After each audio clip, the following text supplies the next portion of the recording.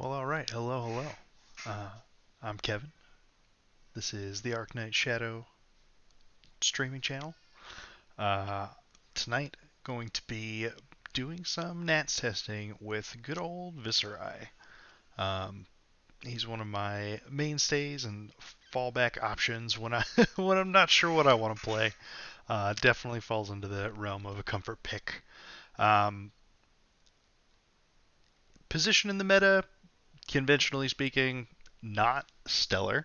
But there are a few matchups that I consider to be fairly good in the top tier and things that I expect to see at the upcoming U.S. Nationals event here in a few weeks.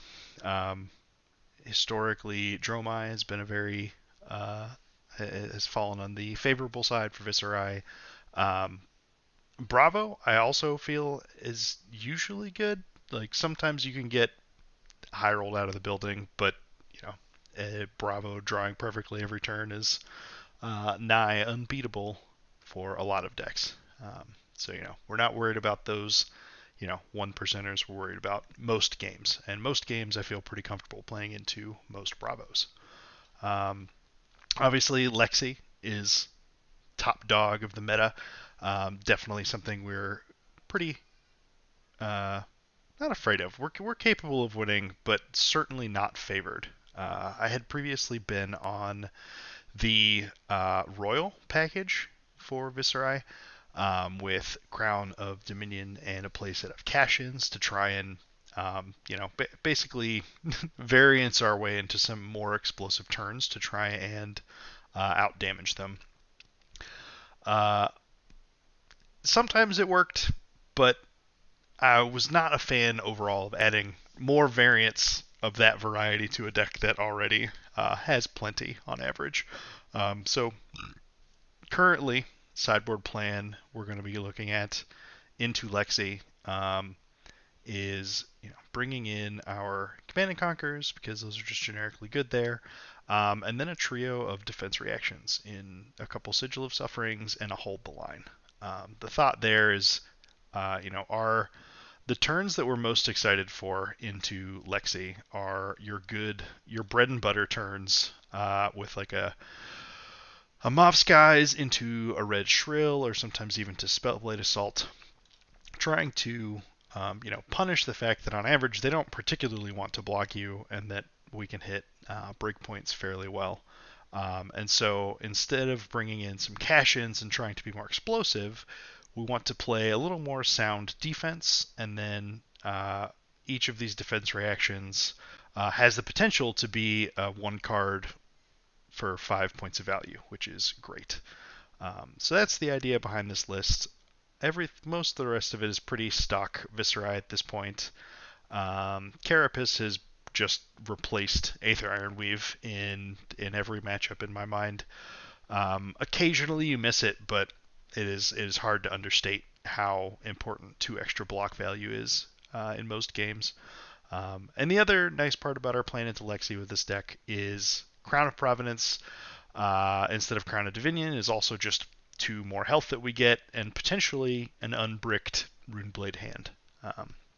So feels a little odd to say that we're trying to utilize our consistency to beat out Lexi when we're playing Runeblade, which is anything but usually. Uh, but that's the idea, anyways. Everything else is fairly stock. My other additions that came in due to the cash-ins leaving the list, I brought in a trio of meet and greet. Those are, they're nice and flexible.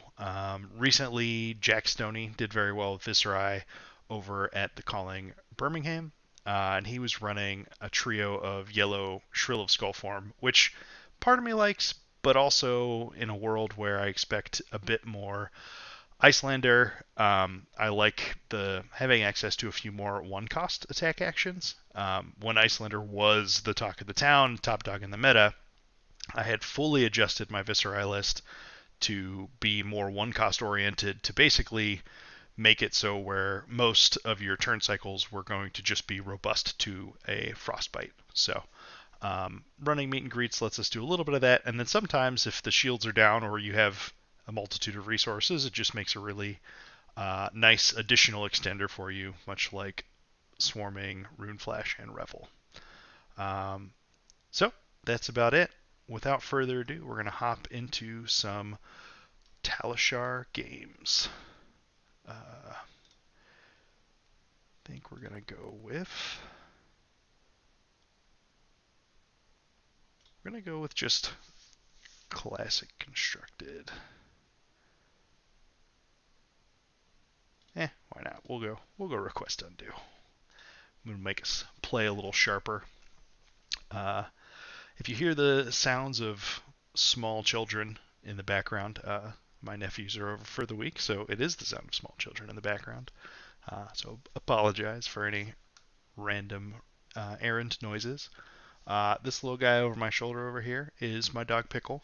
He is adorable and likes to just hang out on his own little couch while I'm in my office. You know what? Now that I started this queue, I feel like I made it private. I did. Perfect. We'll try this again. Let's get the link.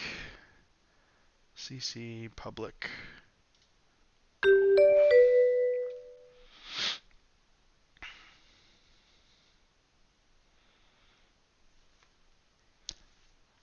And going forward, my normal day to be streaming should be on Tuesdays rather than Wednesday. But this week, my good friend Mezzo was working the Tuesday crowds due to other engagement tonight, so we swapped for this week. Bravo. All right, not a matchup we are unprepared for. Okay, and Bravo choosing to go first means that we don't want our Read the Runes in this matchup. And instead, I think we'll go... Yeah, we'll go with the last Rattlebones. The logic behind Runic Reclamation into Bravo is because Starstruck is one heck of a card, and it's one of the few cards we have that we can actually play while crushed.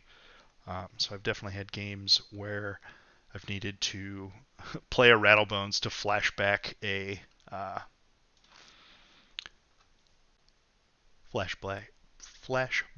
Runic Rec, so we could have something to do on a turn. Well, this opener's kind of a stinker, so it's kind of nice that they're going to let us mull this a bit.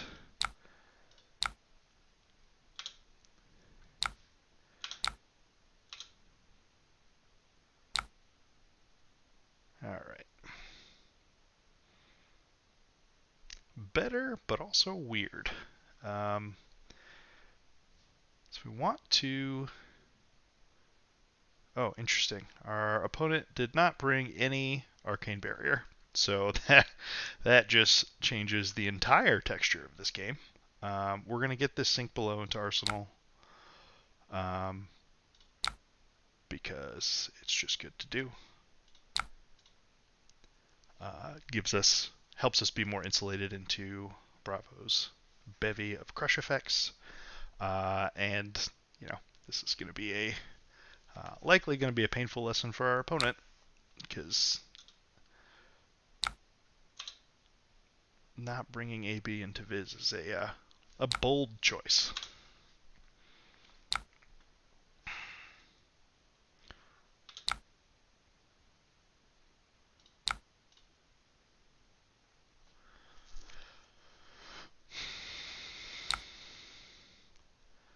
Yep.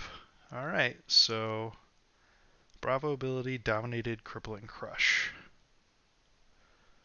What are we going to do here? So we're going to give it at least a little bit of equipment. The problem is our hand is not very good in return. Um, I think I want to block. We'll block 5 initially. We'll pass. We'll react. We'll see if we can turn this shrill into something better. The reason I'm blocking with the Swarming Gloomveil at this point is because getting the first Gloomveil into the graveyard means that all of our Rattlebones for the rest of the game are sort of turned on. A really solid, late game play when things grind down is just playing Rattlebones into Swarming into Rosetta Thorn. It's a 2-card 8 that is all split damage, which is quite powerful. We're going to sync that. All right. We get out of that initial attack fairly scot-free. And while we did not get the go again that we're hoping to see, Spellblade Assault is a perfectly fine off turn when we arsenal one of our stronger attacks in Shrill.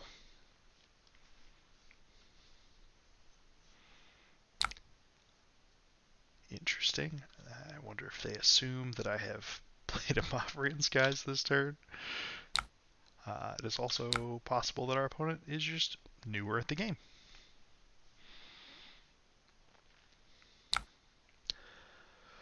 All right. Dominated Spinal Crush. So Spinal Crush here will prevent us from basically doing anything with Go Again if it crushes. They have no floating resources here.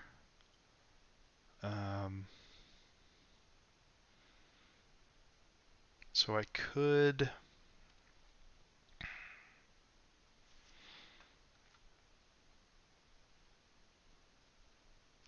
just give another couple points of armor and sink and try and turn this Vexing Malice into something more interesting. And I think that's what I'm going to do. Well, as it stands, I can play Rattlebones and Swarming with Go Again. And a sword.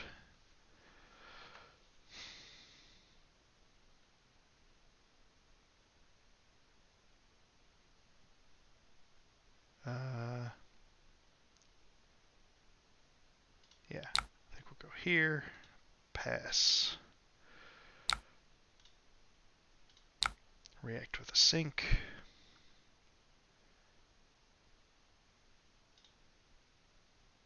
Okay. That's an interesting one. So we take 3. We are not crushed, which is wonderful. We've got 2 rune chants, but with our current graveyard contents, that doesn't really do anything for us. I can, and actually I think it is what I'm going to do. Oh, interesting. No, Runic Reckoning is free right now because I have rune chants. So I think that is just going to be the play. Runic Reckoning played for free. Rattlebones, pitch Vexing, get our Swarming. Play Swarming. Rune Chant's coming in hot.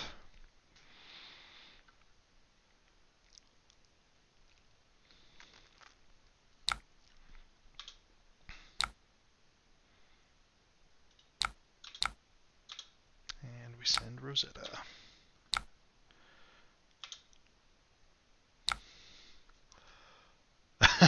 Diplomacy. Okay. Well,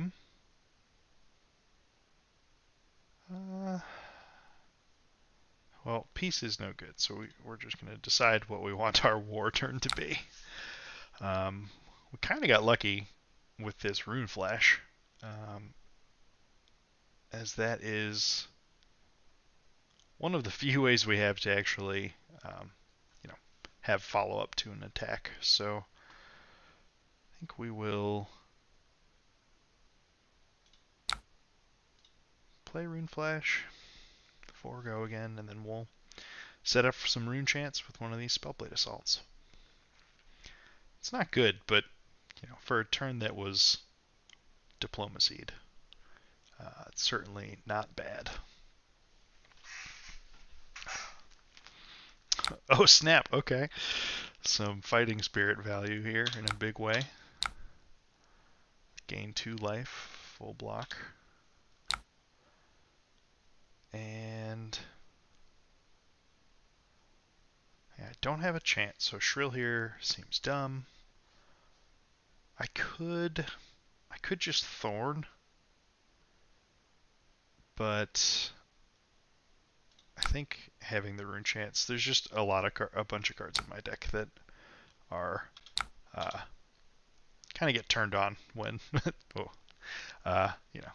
get a little excited when we start with some Rune Chants in play. So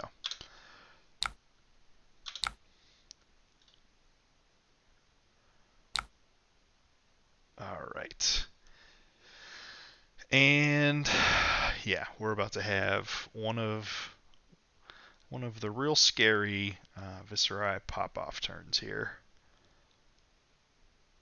Because you can play...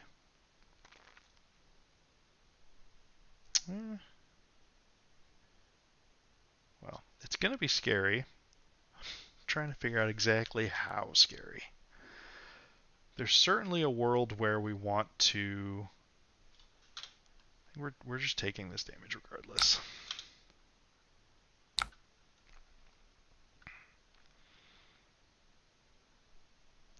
And Shrill of Skullform is good here.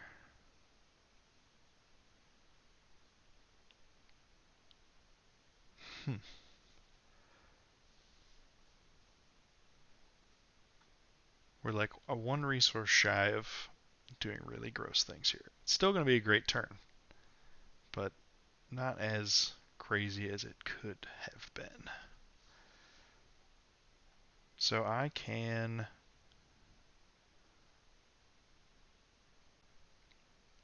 become and grab a blue, and we can go swarming.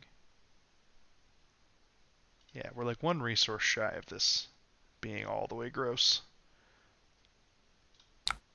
So we will become. I don't really need to discard here either, because I don't want anything. I just want the trigger. So we will not discard.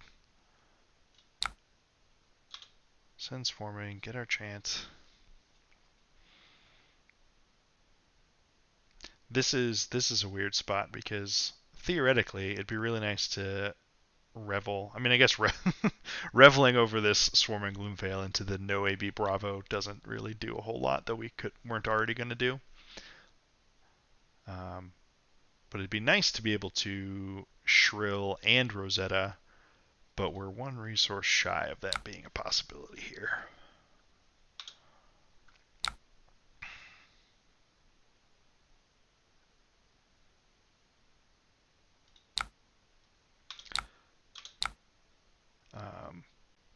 And because having an arsenal is pretty great, we're going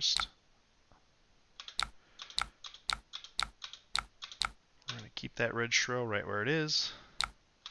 Push some arcane.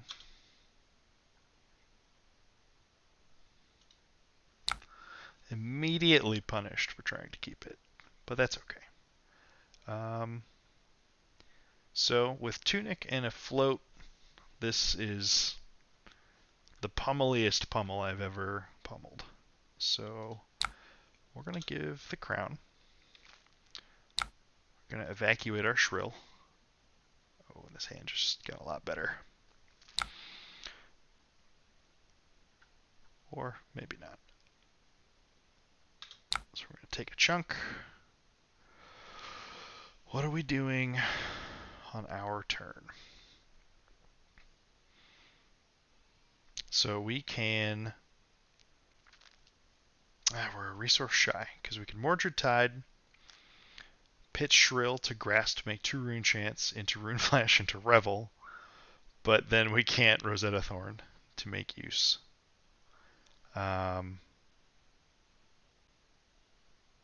We can...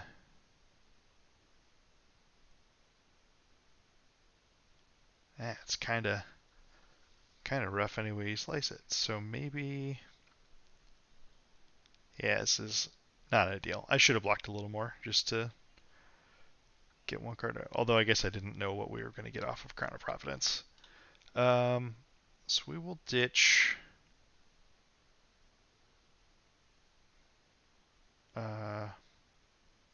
feels weird thinking of ditching a Revel, but if we're going to end this next turn with a couple Rune Chants, then Rune Flash is a guaranteed go again. We'll ditch the Revel.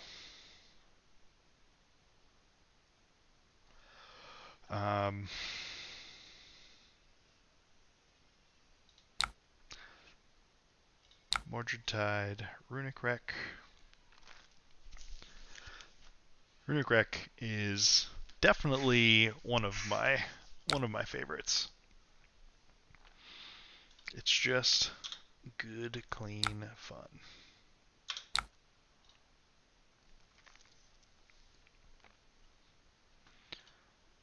Okay. Rouse coming in, disable, choke slam. Not the scariest one I've ever seen.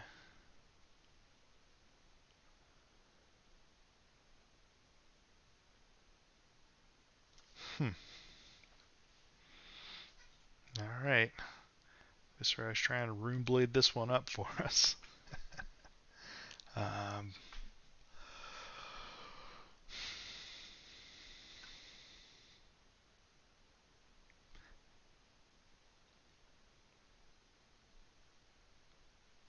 Realistically...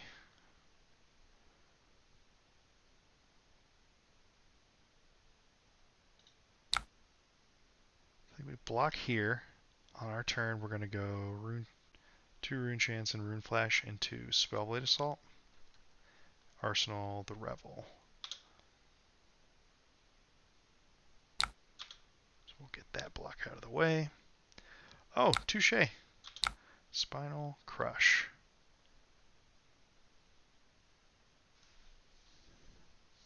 That is quite a bit stronger. So, it's alright. We'll pull the Ripcord. We will get our 6 block in. And still have an okay turn. It's not really okay. But considering they just attacked us for 16 with an on-hit, all's fair in love and war.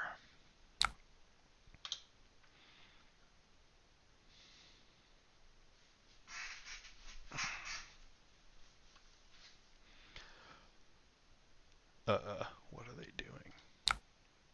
Sure.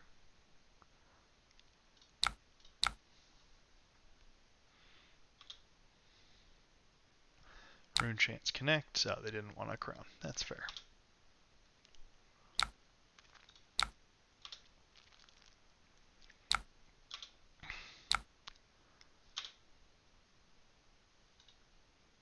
Well, okay. Everybody gets one. Dominated Spinal. We no longer have the armor to stop this. So if we block 3, take 6, we can't go again, but we can throw out 4, bank some Rune Chants, Arsenal Swarming Gloomveil, and I think that's what we're going to do.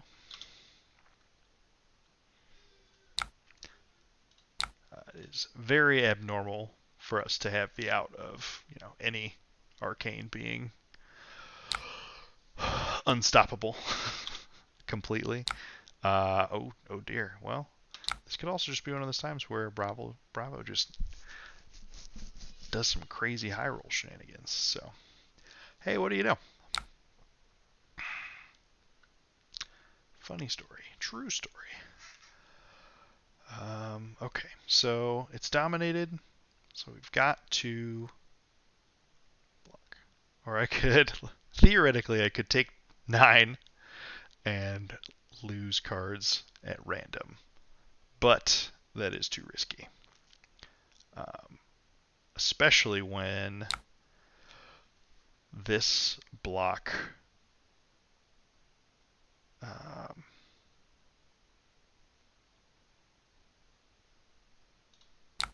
um, hmm. So sending these 2 rune chants is putting them guaranteed putting them to 1. So if we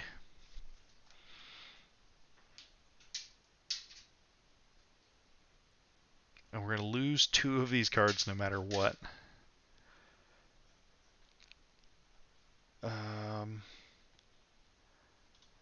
I think we go for this and we try and win the random. And there we go. That'll do it. We go to 1. Crush happens, we lose 2 cards, but we are left with the ability to activate Rosetta Thorn, which in conjunction with our rune chants is going to be enough to close it out.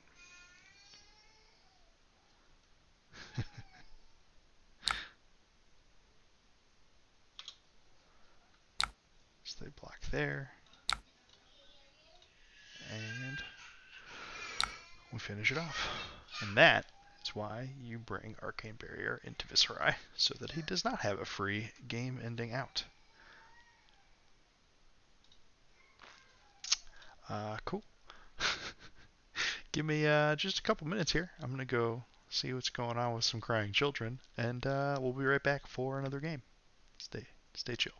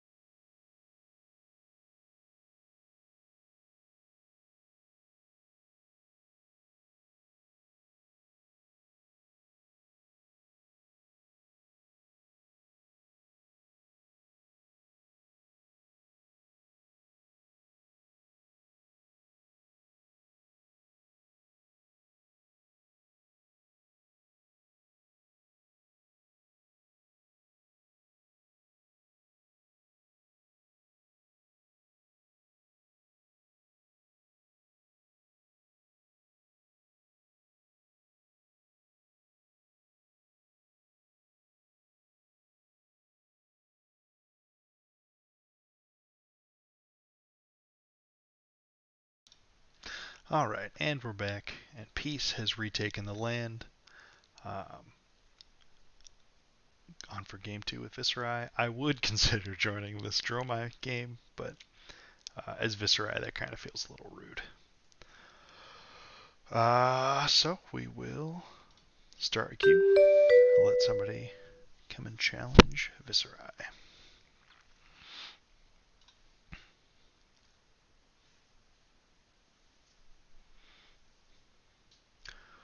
yes, we've got some new updates and improvements to the stream since last time. I know it's been a few weeks, but got some got some lovely Runeblade to Monastery banners hanging up, chilling. There's also a Levia one, but it's that way and you can't see it. But we're fully equipped here in the Monastery Dojo. Also got some lights, so you can actually see my face when I'm streaming. I suppose that could be a net negative for some people, but hey, you do you.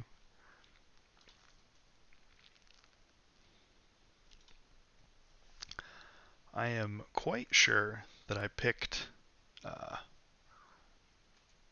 public for the game type here, but taking a minute to fill.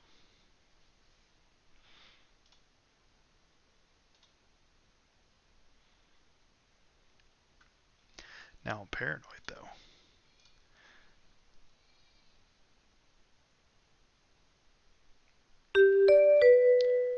Whoop. Well, let's do it again. They are letting us go first, which is delightful. We bring in our one copy of Read the Runes here instead of the Rattle Bones, just because the chance that we get this in our opener, or can tutor for it with Become the Arcanite. It's a really nice way to save up damage on turn one.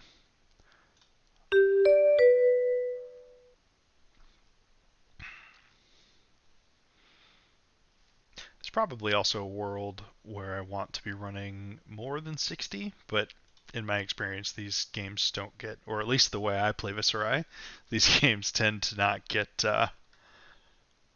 go particularly close to fatigue. All right. This is a hand. We got, oh, okay, AB2. So there's a world where this Bravo is going to try and fatigue us. All I had to do was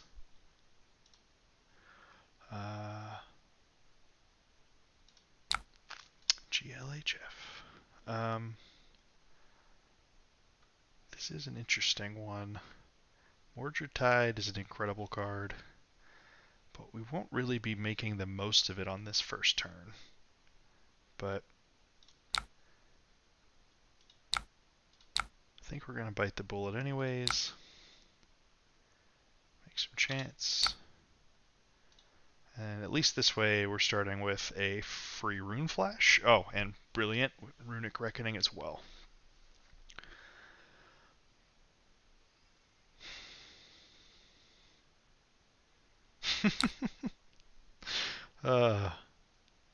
When is it ever not a dominated crippling crush? Okay, well, so Runic Reckoning will be free, which means we can go into Rune Flash also for free. So any card will make for a fine follow-up.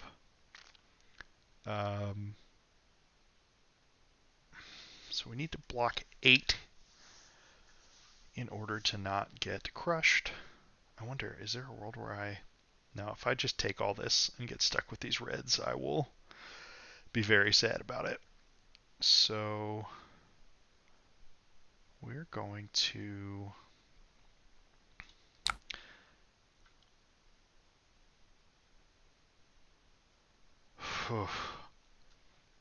all the armor this early is a tough sell.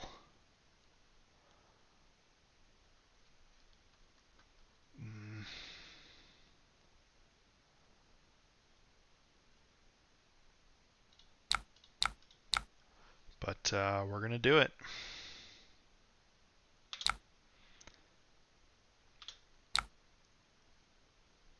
And so any card pitches for sword follow-up. Shrill is a good arsenal, but on the off chance that we just like hit a swarming or a revel, we're going to cycle this blue. Oh, okay. Interesting. So we're getting solidly rewarded for going a little ham with the turn 0 Mordred. So we go Runic Wreck, Rune Flash into Rosetta Thorn. This is Runic Reckoning at its finest. The card, it's finicky, but in a lot of instances, it's just a little bit better than Come to Fight. Well, in plenty of instances, it's quite a bit better than Come to Fight. And Come to Fight is, you know, not too far off a constructed playable card.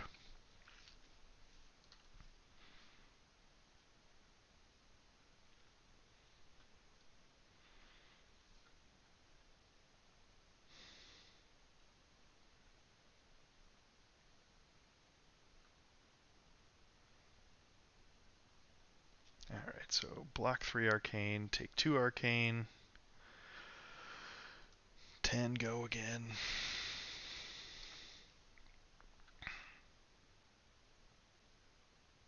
Oh man, this is fantastic. Love getting some Bravo armor on an attack that doesn't have an on hit.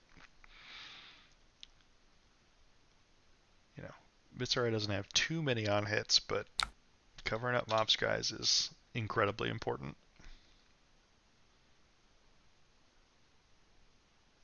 And the Crater Fist coming out, yeah. That both of those blocks are a huge win for us for the course of this game. Titan's Fist for 4.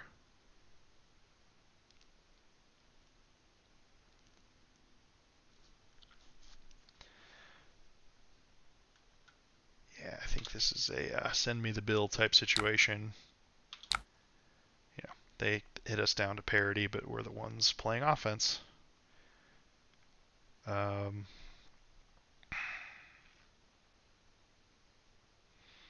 Interesting. We're just Runic Reckoning the shit out of this guy.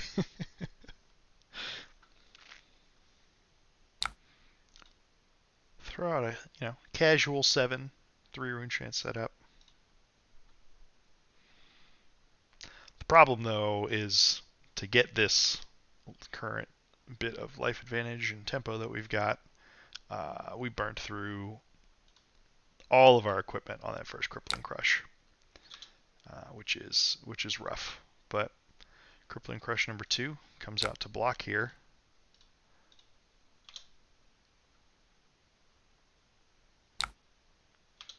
Sigil. All right then.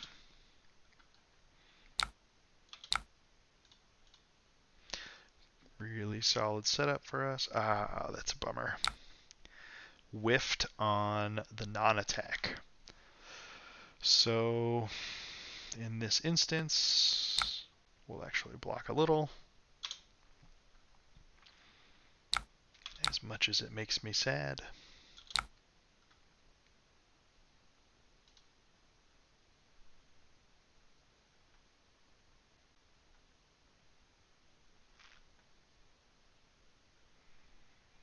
Yeah, most any non-attack with this hand is phenomenal. If our Spellblade Assault was a blue lead to charge or something instead, it would have been absolutely incredible. So, AB3, Fate Foreseen. Who could have Fate foreseen that one coming?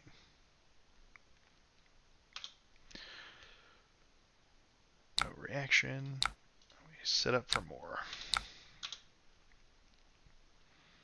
Definitely one of my favorite things about Viserai, and to an extent Vincent as well. It's just the fact that I don't know. Most decks are capable of making plays to set things up for a future turn, but the way that Viserai does it is just, I don't know, it's more tangible and in play. It feels more threatening, and I love it. All right, coming in for 4. So our turn is going to be pretty fantastic. So I think we're going to Creepers this turn. And when we Creepers, it's going to let us do Swarming Gloomveil, Creepers, and Read the Runes for all the modes. Play a Revel on the heels of that into Rosetta Thorn. And then Arsenal Rattlebones, so we have a play for the following turn. So we'll say, send me the bill again.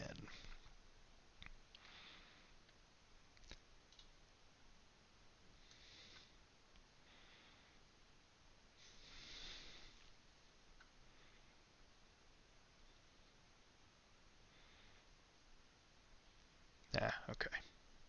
Well, so they want to block, which is reasonably good news for us.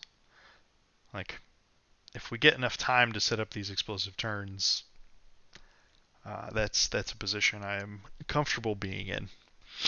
Oh, and especially here. Okay, so either we're going to get another defense reaction on this swarming, or our opponent is about to take quite a bit of arcane damage.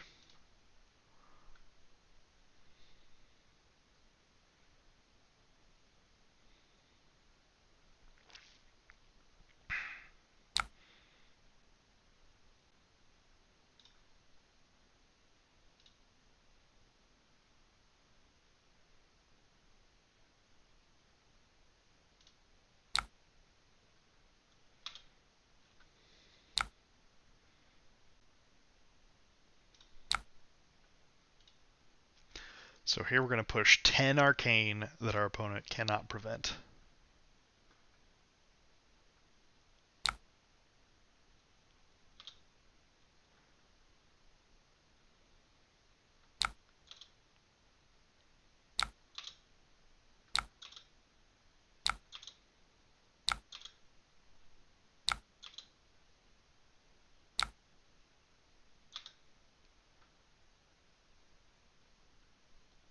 Where did our opponent's other card go? Oh, they threw that sigil down. I must have missed that. 2 on the 2. And a Zealous on Rosetta Thorn? Sure.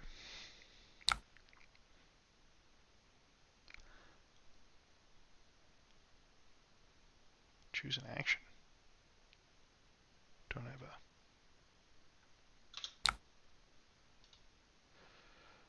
a... Okay.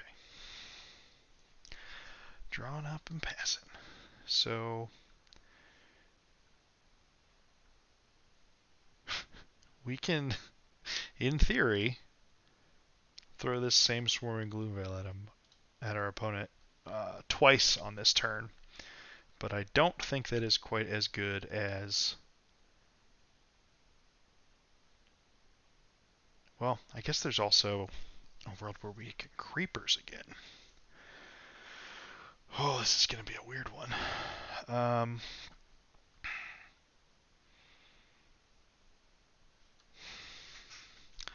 So if we...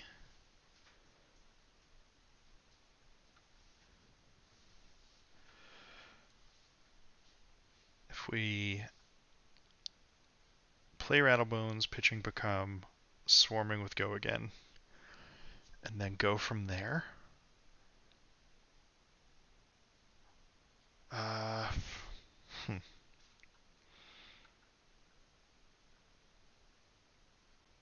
They're going to...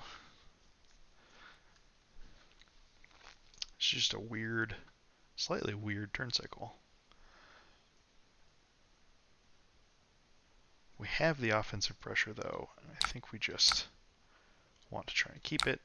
Swarming, check.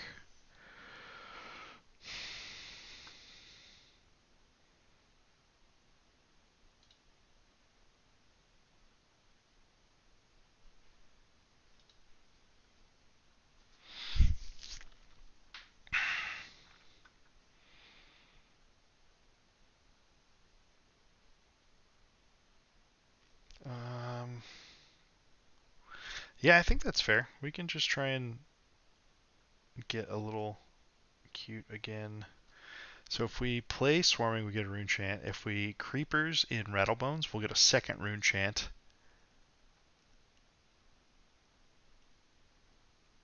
No, but that doesn't work how we want.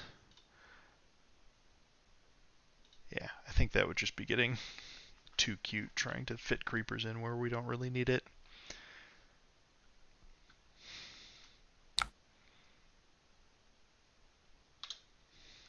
Alright.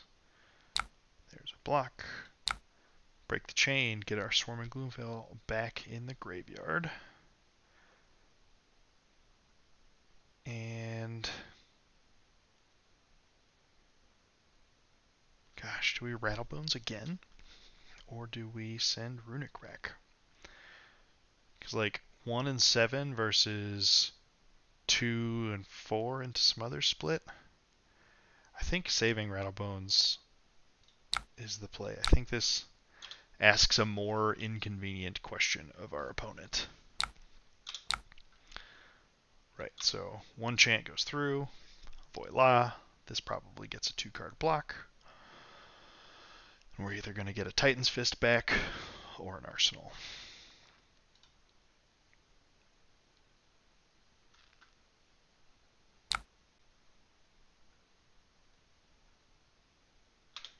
And notably, they let that one rune chant hit.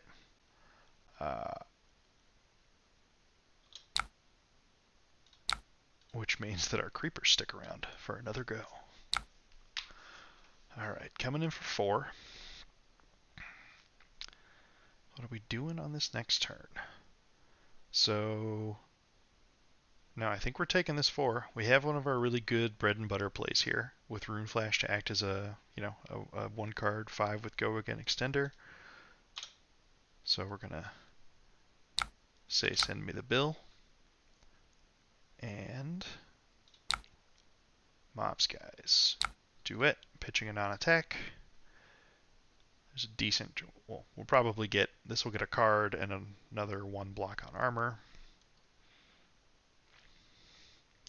Our 3 rune chants that we'll get from the duet mean that Rune Flash is live regardless of what they do. And we get to, as usual, follow up with Rosetta Thorn.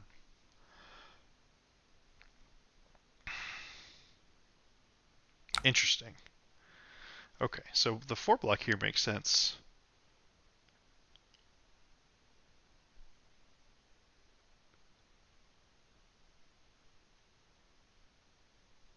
Oh, right, I forgot I ended last turn with a rune chant. Seems like they're determined to not let us keep creepers this turn, but I think that's still going to end up being a pretty tall order.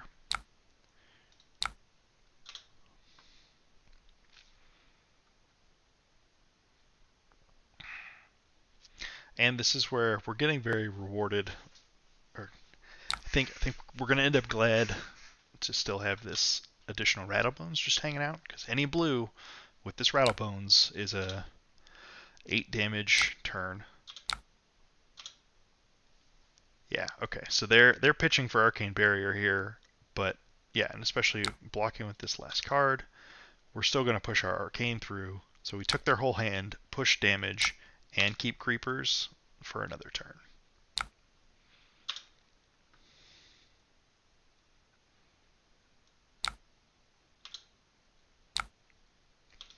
Yeah, our opponent's use of equipment has been questionable at times. Oh, oh lordy. Okay. Well, this hand is a special kind of filthy. Rattlebones, pitch in a blue, Swarming Gloomveil.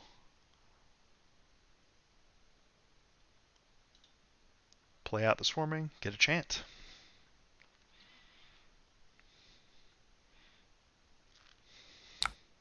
These are the kind of turns that like it wouldn't completely shock me to see an opponent just concede after this, but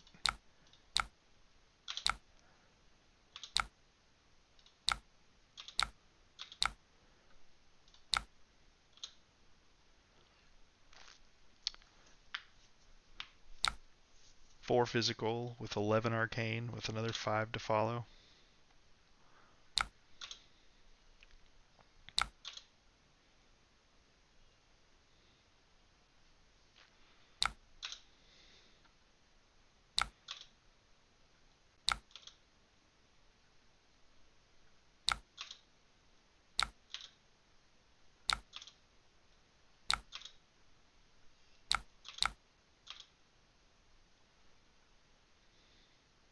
So, Arcane Barrier for 6 of them. 4 on the 4. Send another 5.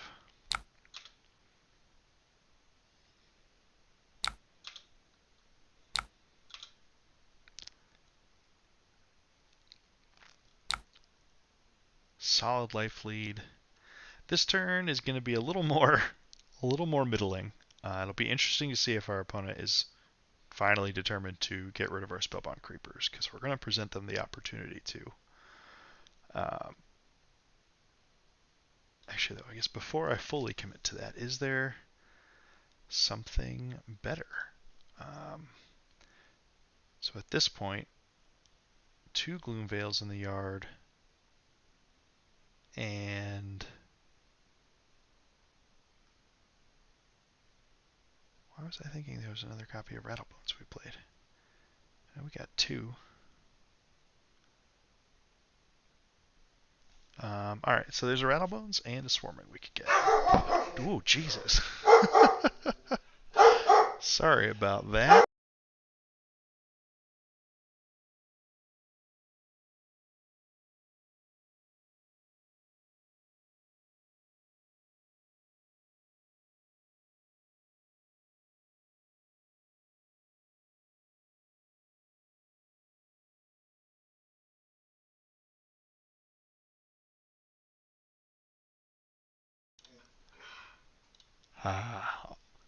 Ever the guard dog. Pickle, please be quiet.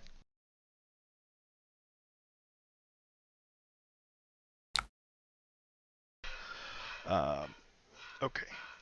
Well, oh, boo. Sure. Whoops. Well, that was a game we were winning. It's okay. Our opponent can have the Talishar points that don't really count. But let me deal with this dog. And once again, be right back.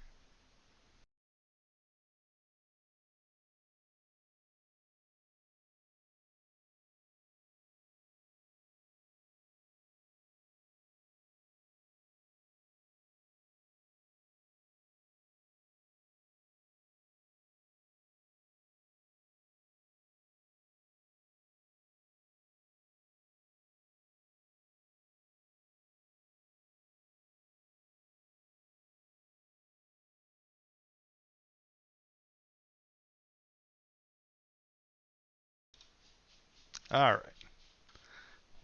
Dealt with that. My apologies if that was insanely loud, which I'm guessing it was. Fortunately, I did not advertise this as an ASMR stream, so cool. We're going to go for another one. Maybe this time it won't be Bravo.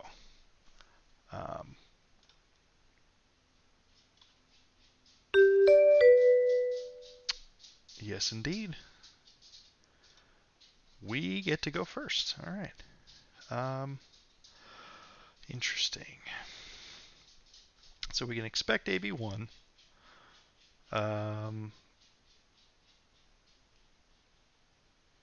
When we get to go first, we want to read the runes. 3 blocks are just good. We'll get some Sink Belows for some of their attacks they're doing. Actually, I think we'll just err on the side of these meet and greets.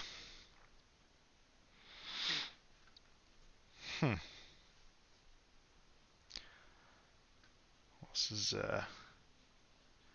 an interesting opening hand. So I could...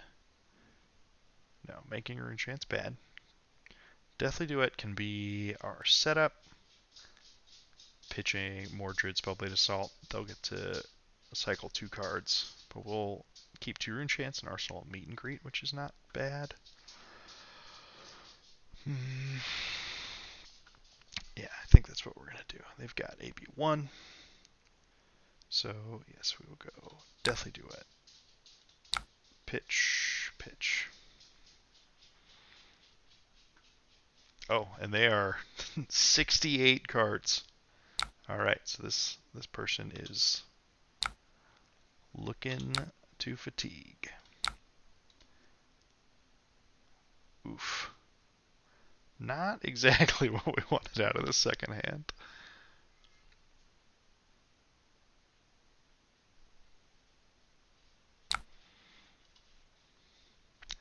Pitch a pair of reds to nerve Scalpel. Well, I don't really care about Scalpel.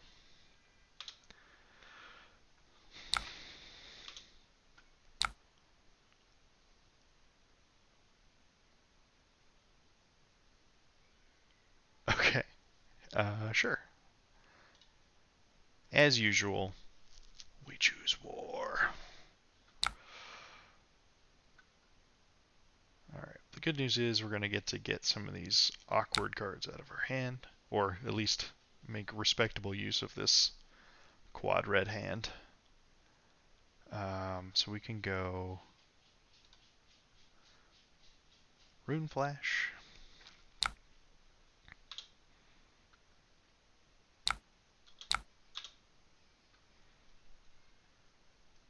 We'll follow. Oh, and actually, ooh, this is even better. I don't know if it's worth not arsenaling for 2 damage, but this meet and greet's gonna have go again.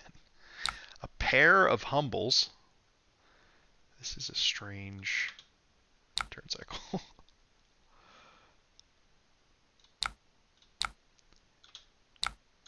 So we don't get a rune chant from Viz,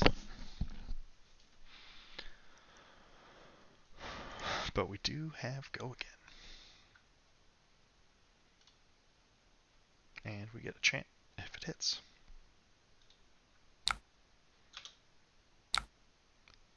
Okay. And now, do we push 3 or do we Arsenal Revel? And just because of what Viserai is, we're going to push the damage now. When they've shown us that they want to keep a couple cards, I'd much rather know that I have another card in my deck rather than, a target for a Leave No Witnesses that I'd rather not have to block.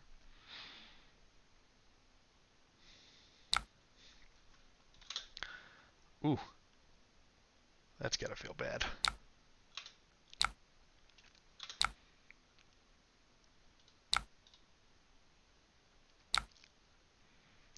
Death Touch for 6. Good news is this hand kind of sucked regardless, so we'll give him 6. We'll take our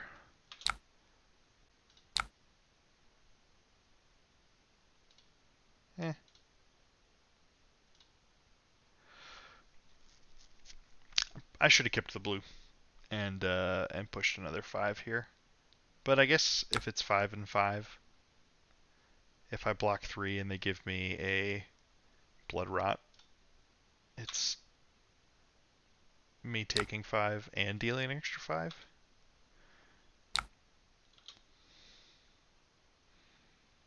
This, I take none.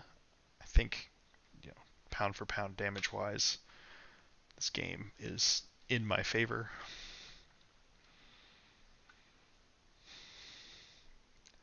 And unless our opponent makes us, I think we have a really nice setup turn here. Yeah. I feel no need to block that.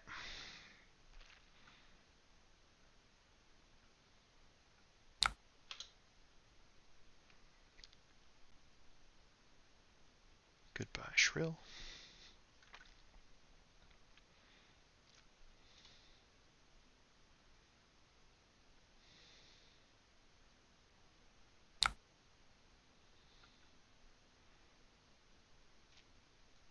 Scalpel for 1. We're still not blocking.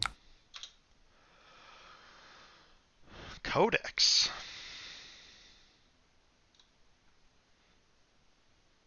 Codex O Frailty.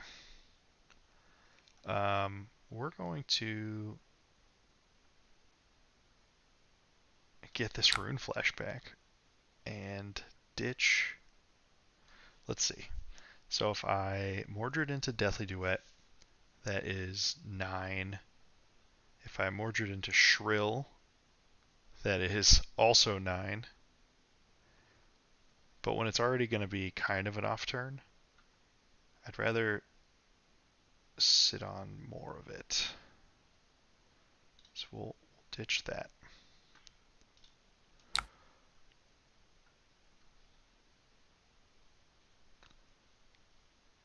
Sure.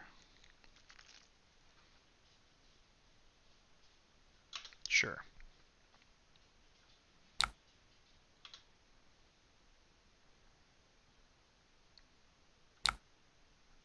All right.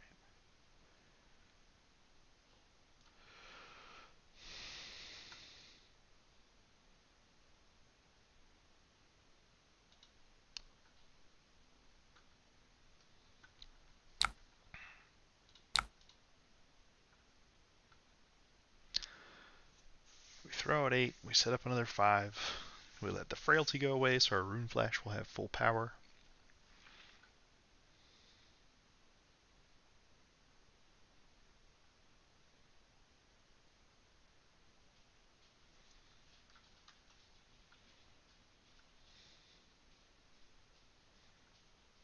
Still 4. Probably gets a 1 card block, takes 1, if I had to guess.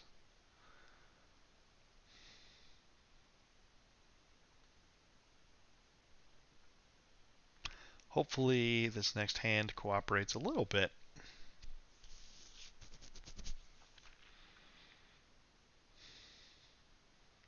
Because this setup is very strong.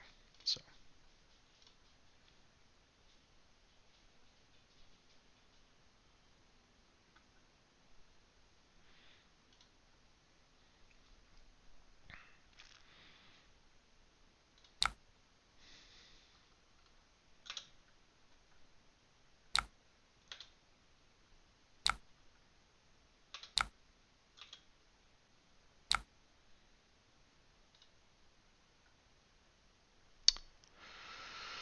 well, not exactly what I was hoping for. Um,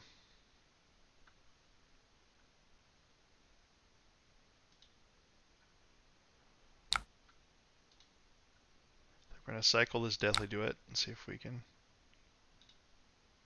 get something better. Ugh. Not really.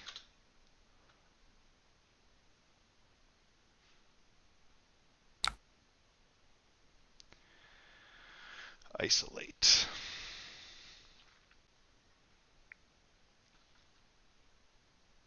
I think given how this turn's going so far, we will take the opportunity to cycle out this Rune Flash from our arsenal.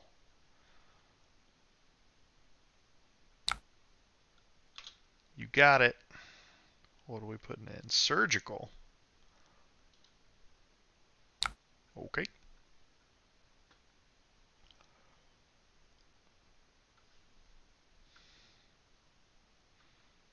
So we can... they know all the cards. So we can Rune Flash into Make a Rune Chant Rosetta and Arsenal Shrill. I think that's probably just what we need to do. Need to keep a semblance of pressure on. Because what's happening right now is we're getting walked down in a way that we don't really like to see.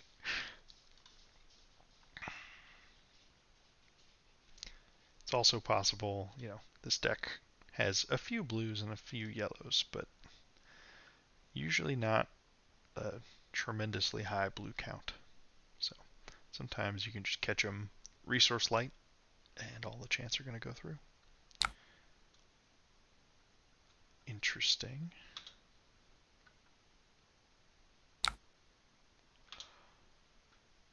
Alright, so they're going for the 5-card hand. Well, let's...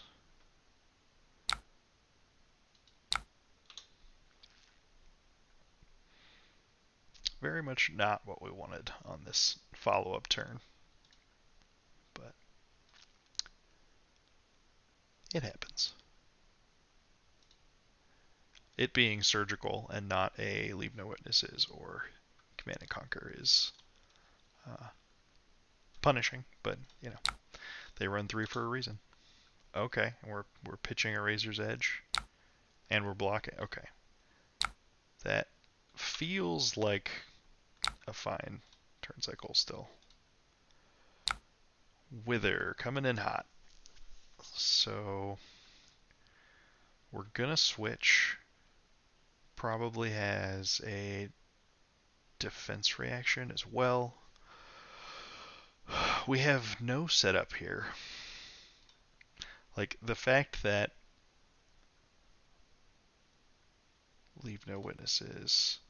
So they could switch this for a rabble and then play Codex. But we're Codex proof, and they'll just get to come in with something we can block. Conversely, if I just block 6 here and if it's a yeah. So they probably feel like it was a win, but playing that in that manner unlocks one of our strongest bread and butter turn cycles. Take none. Threaten 13 on 3 cards. Believe that's what they would refer to as good math.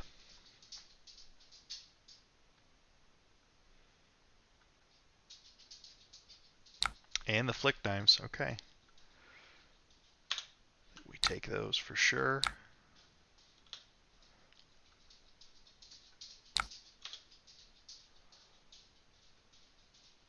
Taking the arcane, block with a hurl.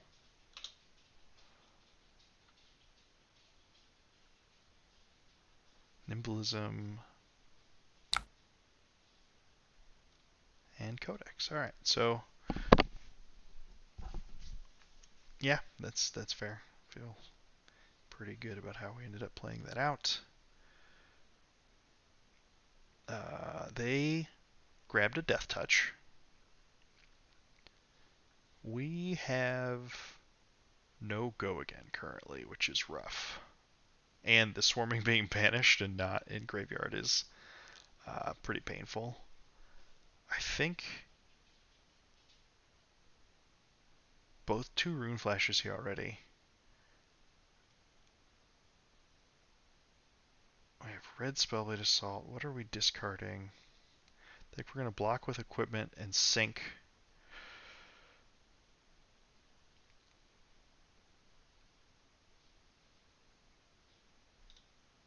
We're going to take a Shrill and discard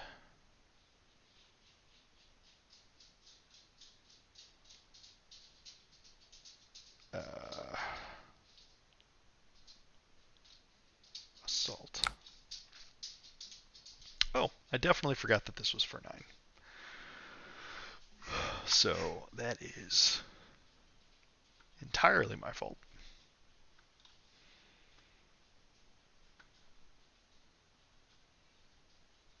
So there's a world where I just block this out completely, conserve my armor, and wait till I don't have a frailty. And that kind of feels like an okay way to do this.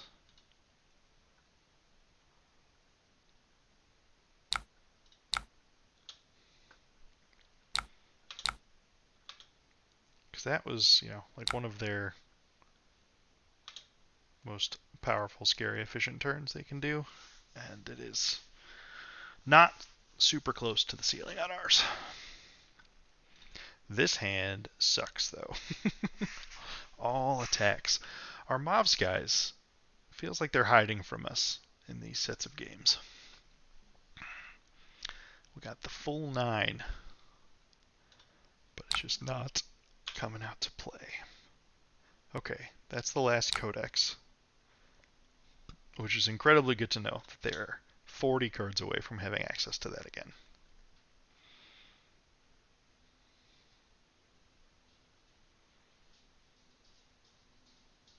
The reason I'm okay with blocking 9 and shipping it is there are plenty of hands that Viserai can get that aren't. Oh man, they just. That was the ponder. Oh, that's a pretty good ponder. Okay, so. Alright, if our turn is gonna kind of suck anyways, if we just block 6 and then attack 4, set up 2 chance, and we get our swarming into the yard.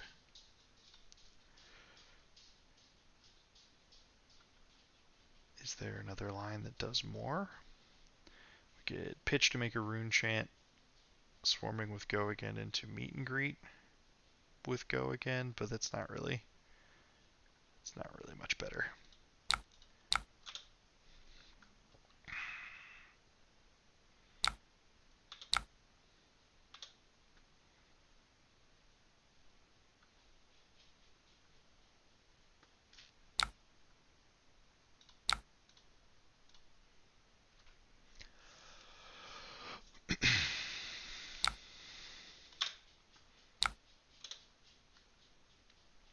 Fair enough. Kind of what I expected. Huh. Game, come on. I play Mavrian's guys, I swear. Means there's 8 copies of Mavrian's guys in our final 30 cards. Isolate. I think we're kind of like not on hit foolproof, but at the same time, this hand's just not good enough to try and work that hard to protect. It's the same conundrum as the last turn. I can become for a blue into Swarming Shrill. Oh, it has Dominate anyways, who am I kidding? So we'll do this. We'll get Azuried. Sure.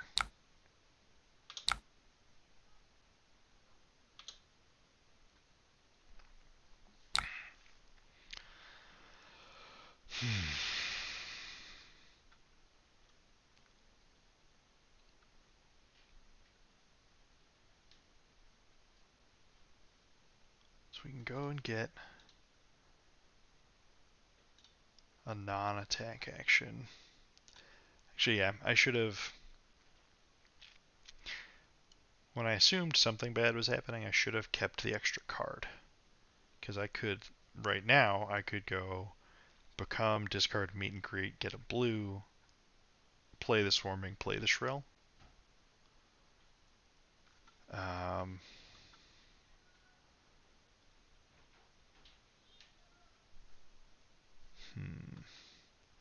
Not really, not ideal. Oh, we already have chance here, so that further complicates this. In that I can't make any right now. Yeah, that's a big oops on my part. So let's become.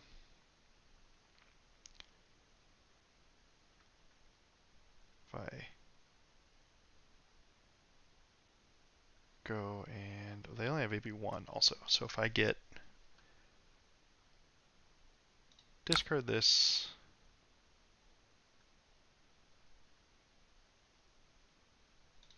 grab a blue, swarming, just need to get them a little more on the back foot.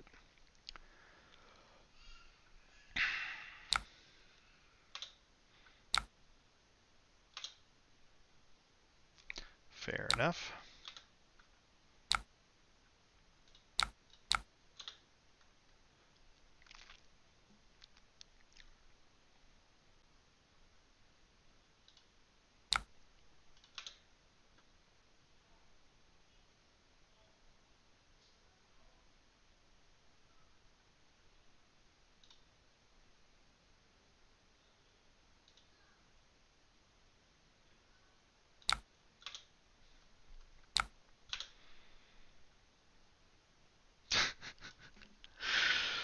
Deck, give me a blue. Give me a blue with one of these hands. See, what's happening right now is the classic Runeblade phenomenon. Oh, actually, yeah, Tunic red to Nerve Scalpel here. Ah, okay. Diplomacy. Which means we are at war. This is makes it even more punishing that we don't have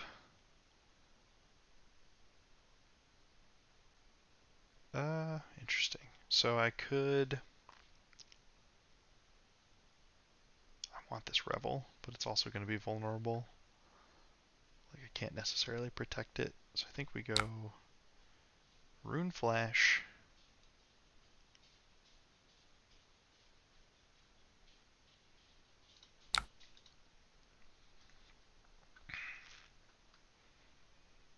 There's some juice left in this deck, but we're not seeing the blues when we'd really like to add them.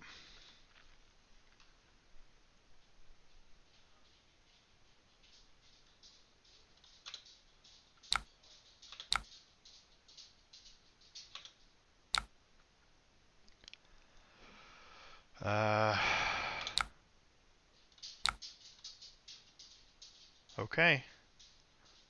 This is the kind of hand that can win games if we have a brief reprieve from any overly problematic on-hit effects. TM.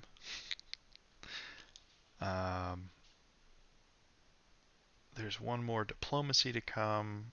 There's two more surgical extractions. No codex.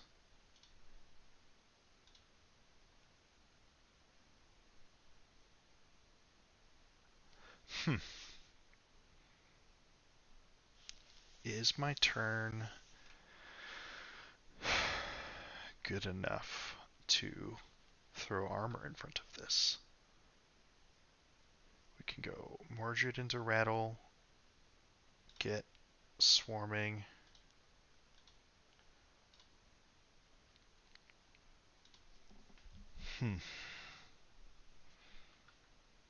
I think I have to. The hand does too much nothing if we lose access to this Rattlebones. And if they swap in a Ravenous Rabble here, I will just be sad. Okay. Don't hate that.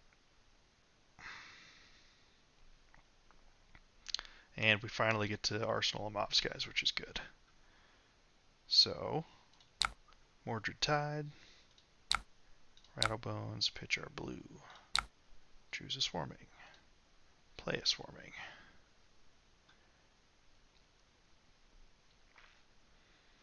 Two chance connect, that's pretty huge. Could be one of those times we catch our opponent being light on resources.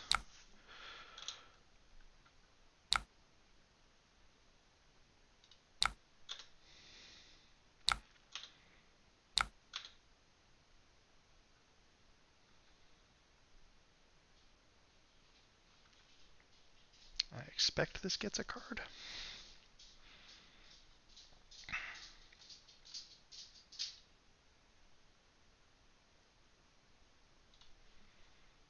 Oh man, well I'm lit, but now the rest of the room's dark. Never a dull moment. Trying to add production value to a stream. Arsenal, one of the best cards in the deck, which is lovely. Ooh, this hand is not great either.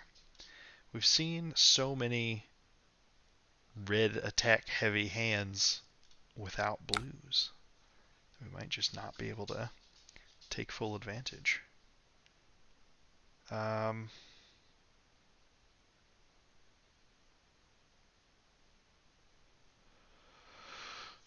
Given our life lead, I'm inclined to take this.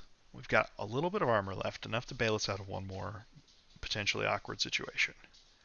The follow-up here I don't expect to be earth-shattering damage-wise, and we can go Mob Skies into Spellblade Assault, and yeah, like if we need to block this next thing, we still can. But I don't. This 5 I don't care about. Isolate. Okay. So now we haven't seen a shakedown all game. So that's going to be my soul read. And I think I want to.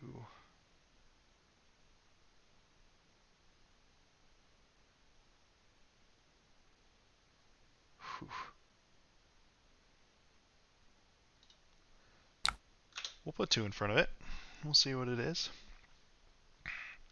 Worst case, we have the Ripcord on the turn of Pitch to Grasp, Read the Runes, set up a 4. Amnesia. Can't gain names. So nothing has names. Cards and tokens lose and can't gain names until the start of your next turn. They lose names, but I don't think any of this actually cares about names.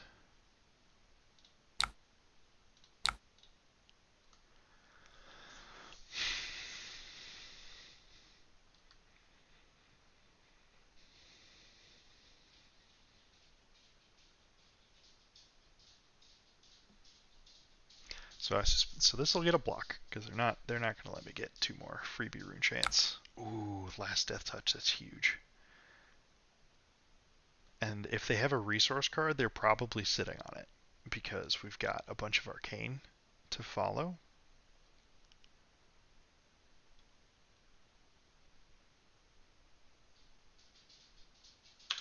So no reactions.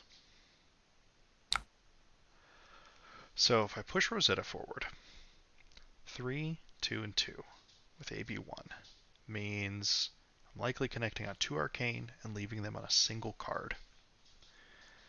Conversely, I read the runes, go up to 7 rune chants, which is potentially just straight up too much.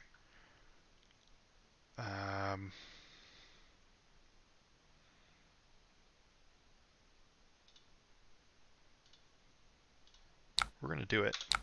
I don't think they'll be expecting us to just make rune chants and pass.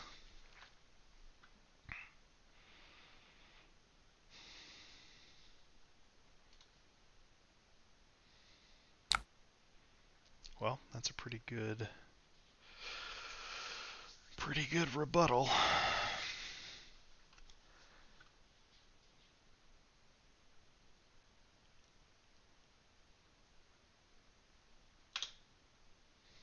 Don't think I care about the 4. E-strike. Okay.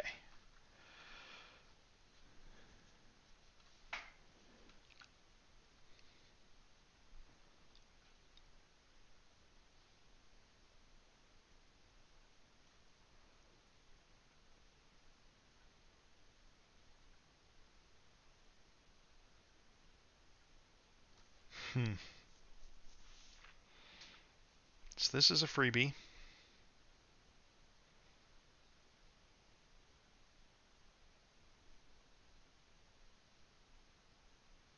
Which means this will be 9. So we can do 7 rune chants and 9.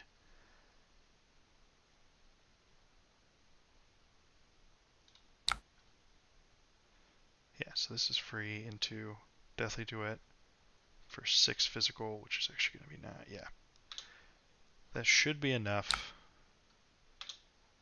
That was a very good hand for them to be left with, given our choice to set up more rune chants.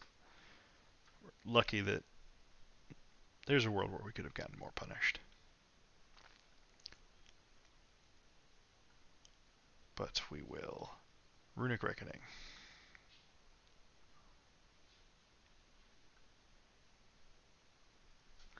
And actually, I wonder. So, if we pitch Vexing Malice... Nah, like, that Arcane is potentially a problem no matter what. And 9 is still demands a 3-card block.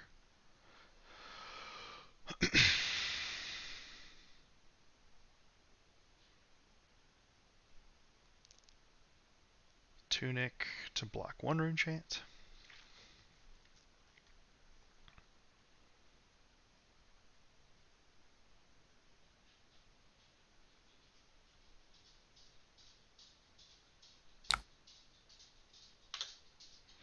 And that's that. Enough to force through the end. Where's good game? Where's good game? Where's good game? There we go. Not bad. It was a little closer than we really want to end up in that matchup, but got out okay.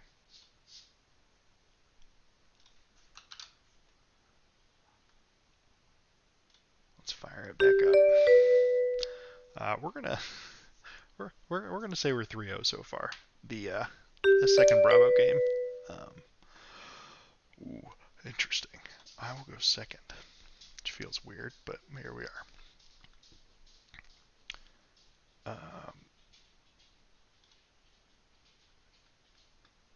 If I'm going second into Briar, I want these Runic Reclamations. Probably want Sigil of Suffering as well.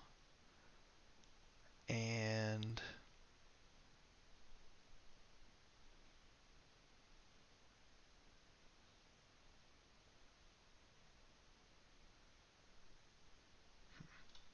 probably the CNC.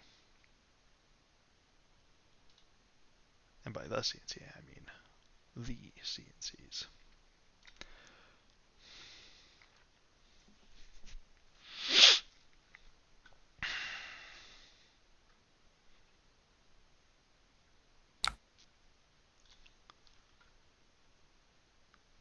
Rabble for 7. Our opponent did not bring Arcane Barrier 1, which is an interesting choice to make.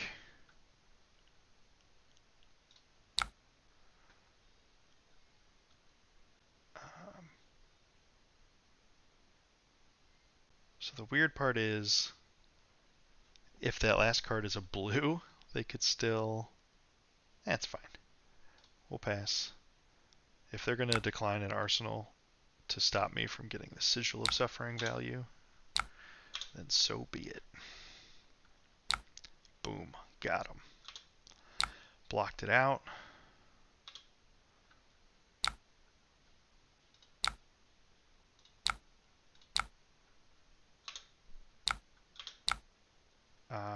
Not bad.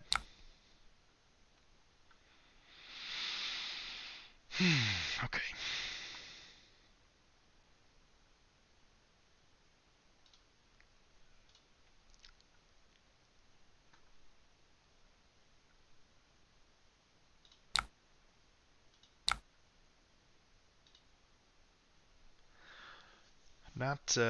Not a real scary opening from us, but we get the virtue of starting with tempo in the matchup.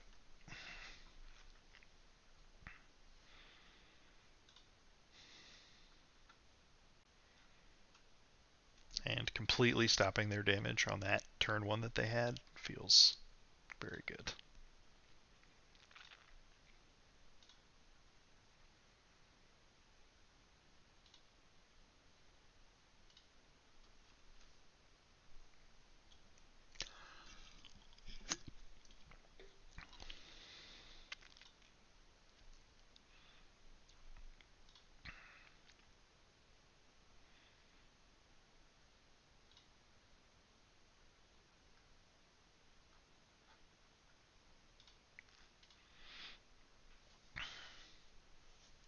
Opponent deep in the tank.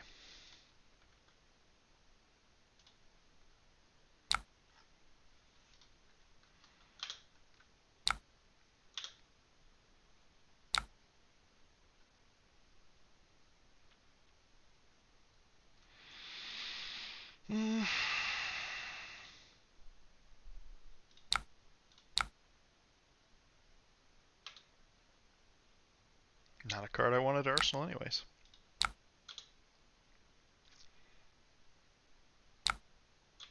So we get to turn it into 2 value this turn instead.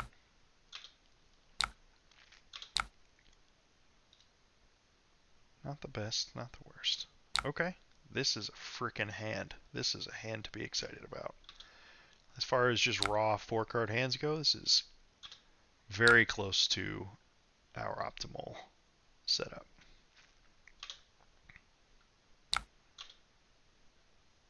What are we doing? Both gain a life, both get a Quicken token. Okay.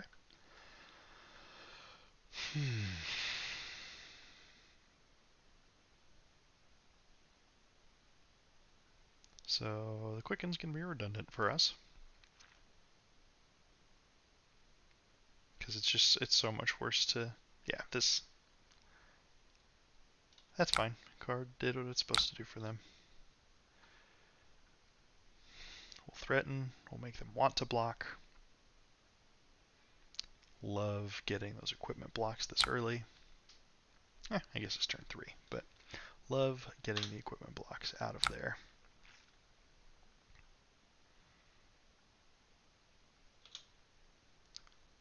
This time we will take our point because that extra defense does not matter.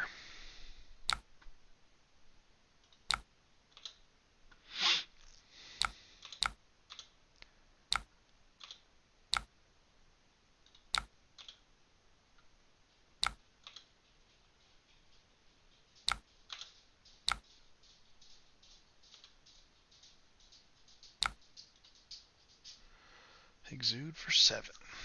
Okay, this hand is not great.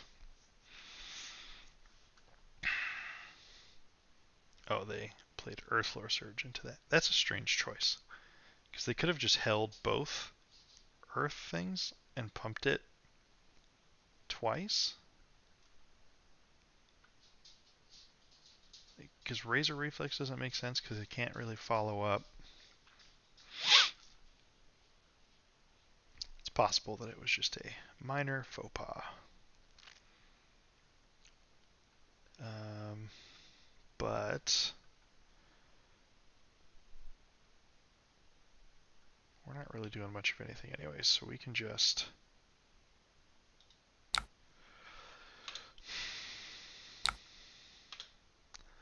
block there. Wait, oh, I'm a dumbass. I completely forgot about the Quicken token. That changes the math a teeny bit.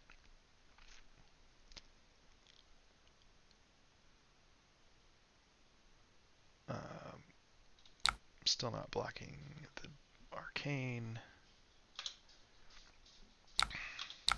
We'll take this.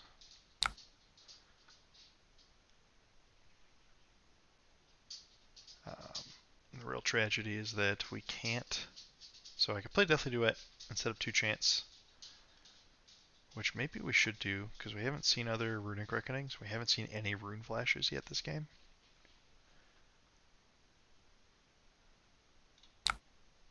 So as much as it pains me, that is what we're going to do. Fortunately, this very much gives our opponent a pretty nice window to, if they want to just take 6 and pop off, very much an option.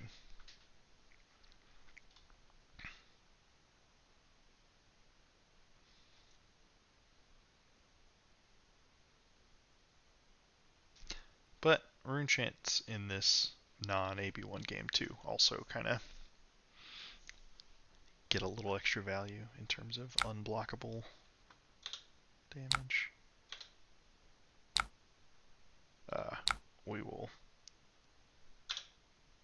prevent 1.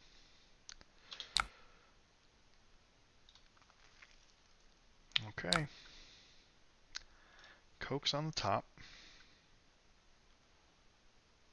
I do have a swarming in the yard, so that's great.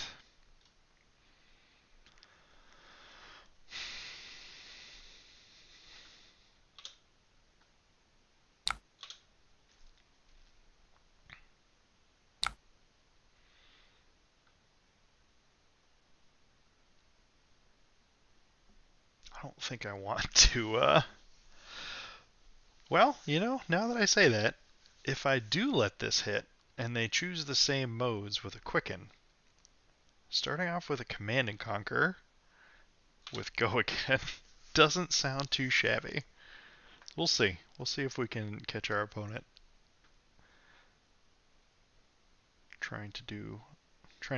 getting a little punished for trying to set up real hard. We get the hit. What are we doing? Just Quickens. Okay. Well, we get to live the dream. CNC with Go Again.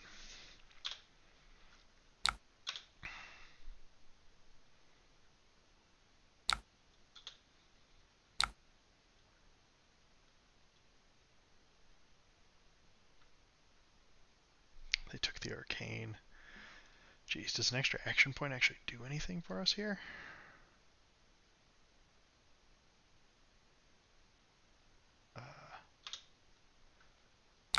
Bonk. So we can Rattle Bones. Grab a Swarming. I think that's kind of the only real option here.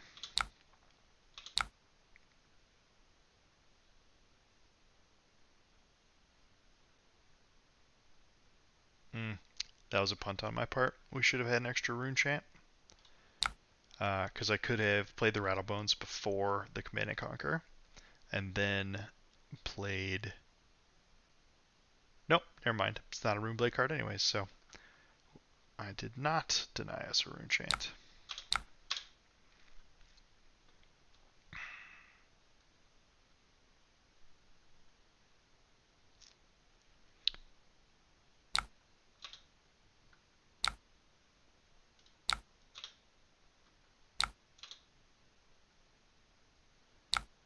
Opponent says, send me the bill.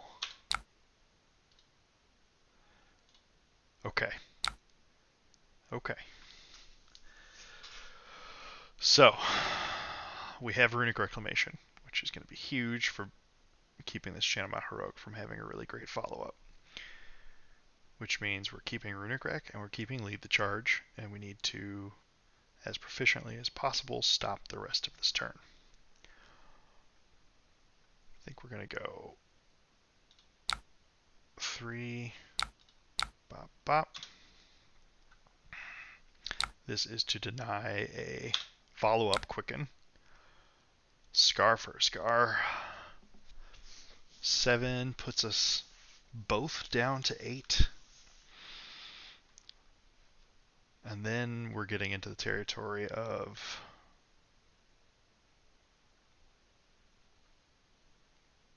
Arcane being a bigger problem, but this can stop 2 from Rosetta anyways. It's also a really good arsenal. So 7 has us at 8 to 8.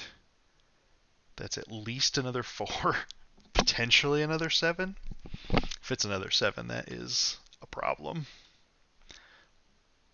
I guess we hope that it is.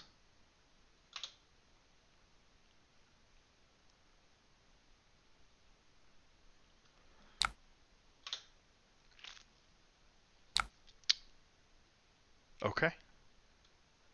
0.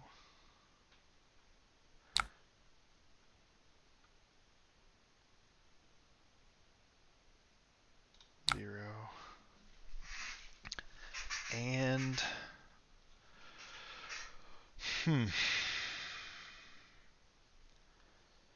playing this Runic Rec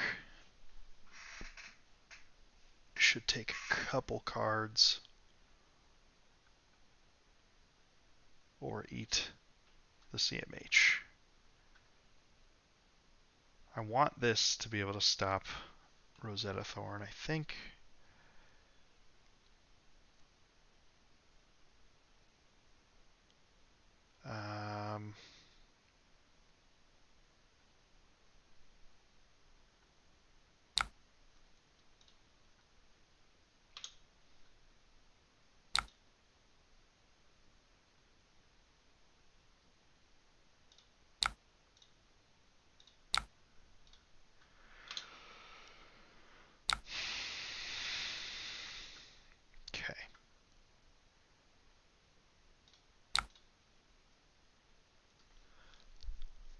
Runic Reclamation.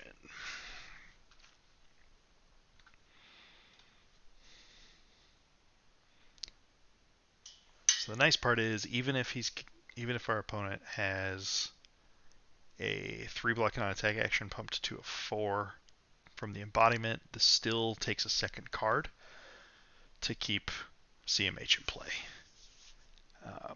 which is a pretty solid rate.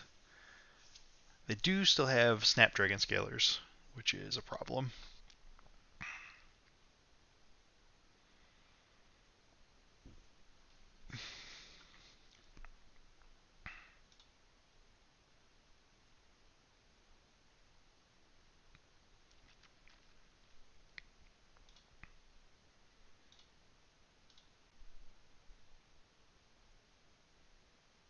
Hey, touche, touche. All right.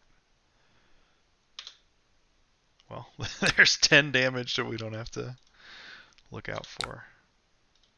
Arsenal, one of the best Arsenal cards we have. Ooh, okay. So they're higher than us now, which means this doesn't have go again. So pretty likely Snapdragon Scaler's moment.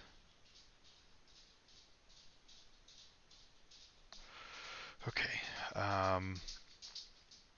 Mordred here is real scary. So if I can get out of this with blocking,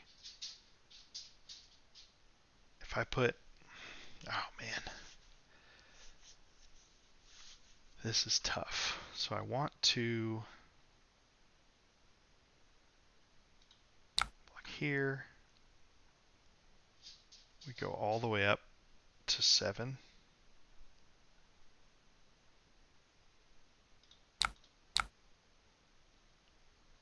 Actually, boop, boop, boop. That. I think I'd rather give creepers here when it's not actually that likely that we're going to get to use them.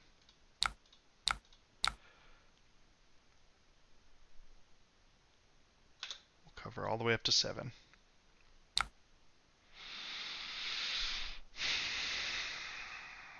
We want these cards.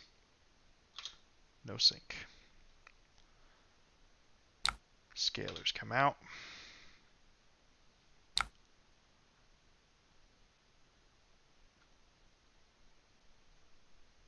That's pretty good.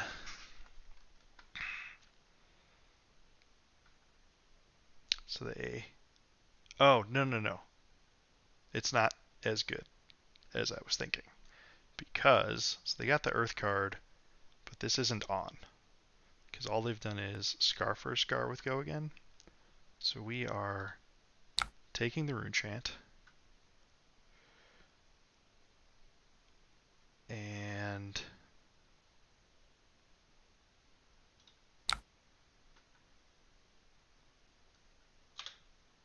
going to 1. So this does mean that we're dead to a well, no, they're gonna have to pitch several cards before we do the thing. So Mordred Tide, Mob Skies, Spellblade Assault, Deathly Duet. Here we are hoping that the rune chants are enough of a problem. So they take rune chant. Block 4 on 4.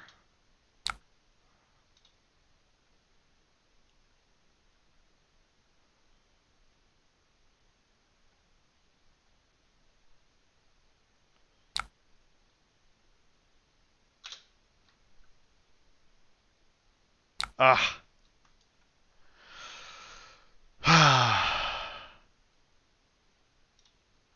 Good game. Well, we got to do the thing. There's one too many turns early when we had tempo and weren't under an extraordinary amount of pressure, where we, didn't get one of our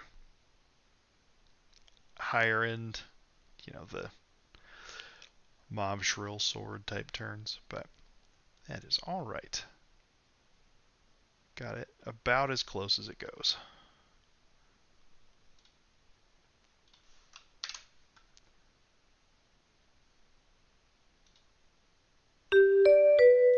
So once more into the breach.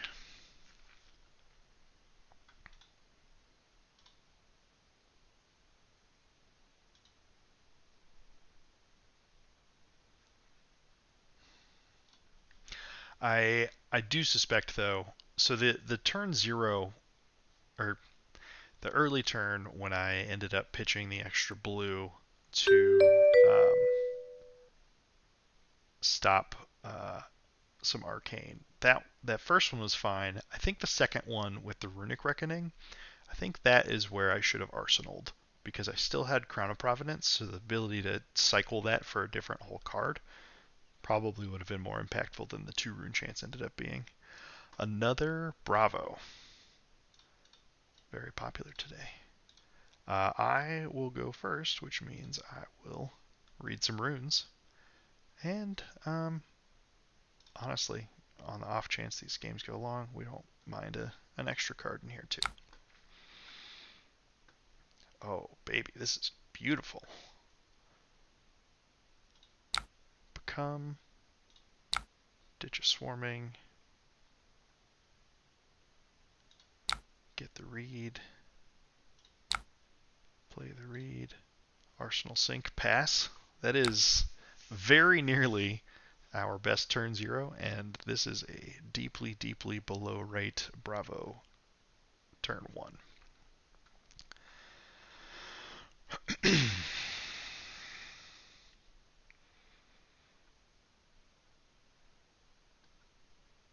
Huh.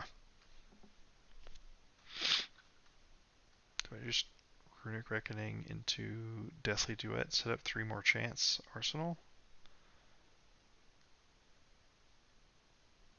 That feels strange. AB1 and Anathos. So setting up 3 chance like that isn't quite as scary. If I block 3 and this is a pummel, are they really going to pummel a buckling blow?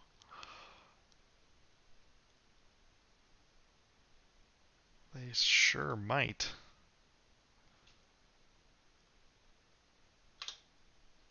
We're just going to take this. It probably looks really weird. Yeah, okay. So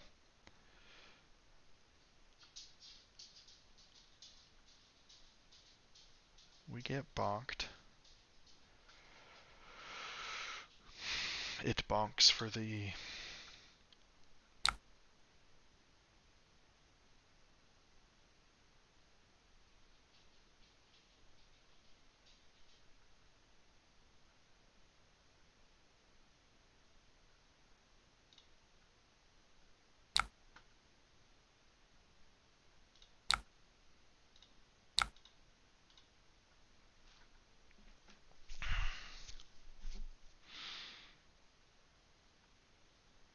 yeah, that was a weird early turn. I was thinking it'd be, yeah, that's right. But we take most of their cards and have a setup. All right, let's do some gratuitous violence. This is all the swarmings early, and only one of them is actually going to be attacked with.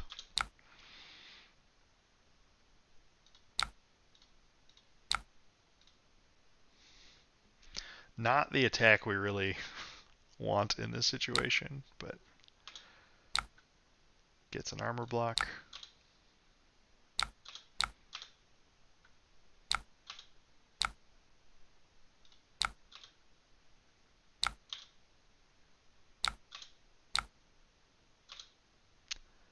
Life total parity. Terrace under Anathos for 7.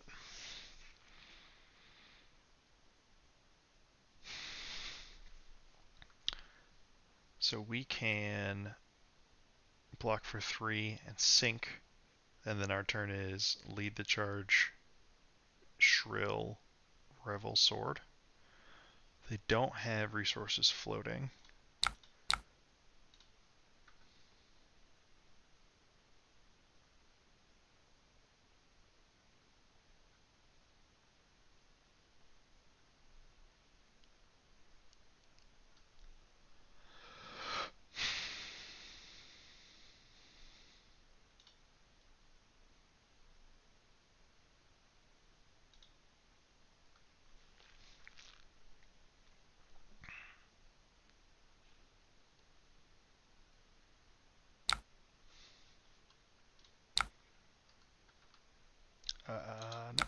All of these cards are good.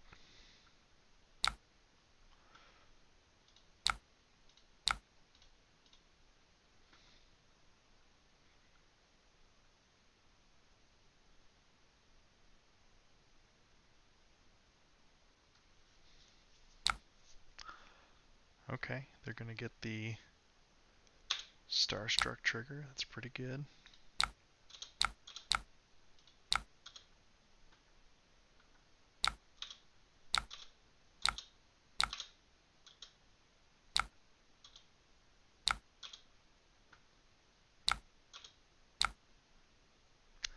I don't hate that. Huh.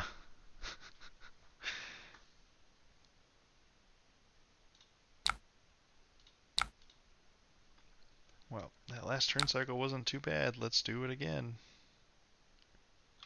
Pass there. Rune Flash. Foe free.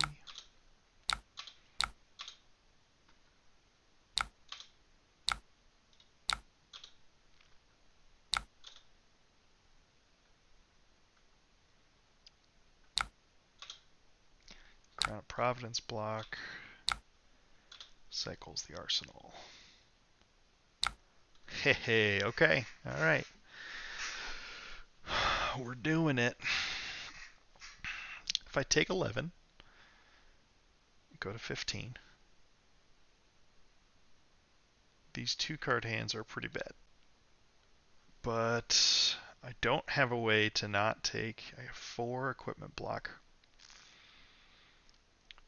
I think I need to take the roll. If I keep this blue, if I keep the blue, hand's still fine. I think I need to hope to win this coin flip. Ah, typical. Never lucky.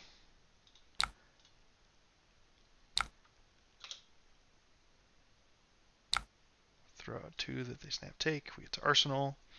This hand is better. Starstruck for 10.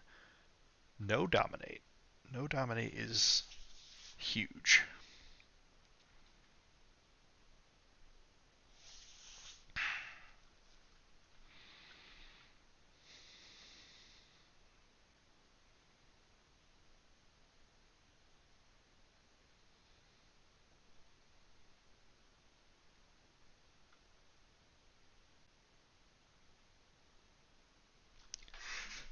So huge that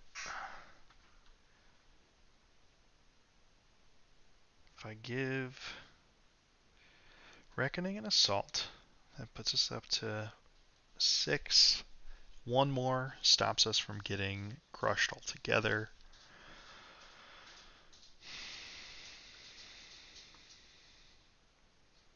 Conversely, I do have 7 armor here. I can... I think that's too greedy. Haven't seen any CNCs yet. I think we give this 7. And we start the slow, painful train of Death by Swarming Gloomveil.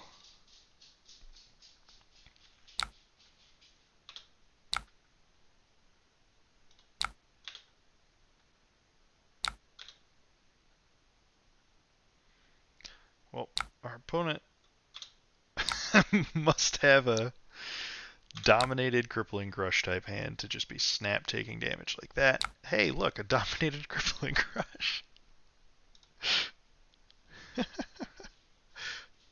Oh no, there's no...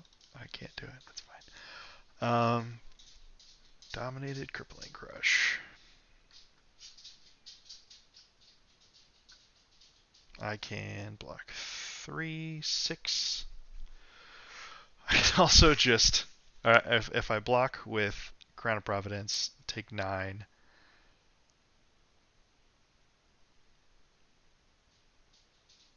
Put this Mobs guys back into my hand. And then see what I can do with it. None. Oh, baby. You win some, you lose the other ones.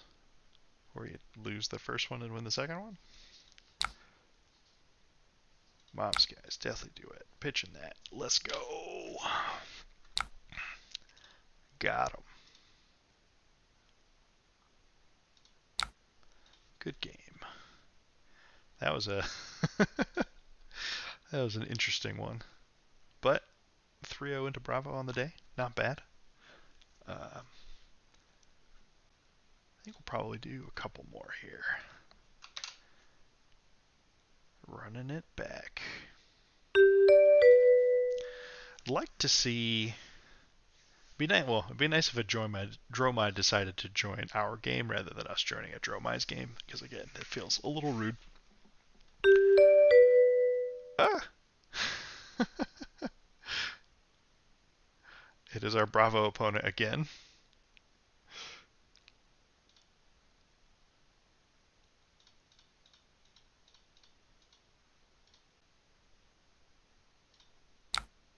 Alright, they're up for it.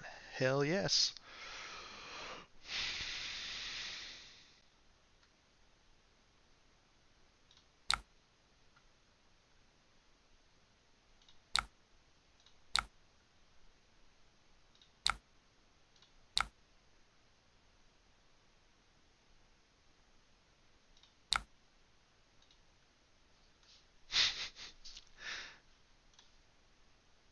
I took 10 on turn 1 last game, so turnabout's fair play, something like that. Oh, and we've got the Rune Flash in the yard, which means this Rattlebones is live. One card, so there's no pummel here. What are we trying to do? What do we want? What's the scariest thing that we can do with this hand?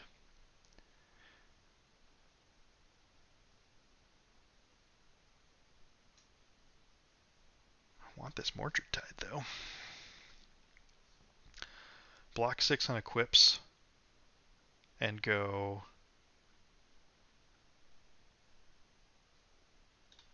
Mordred Rat. No, that's not a great Mordred use.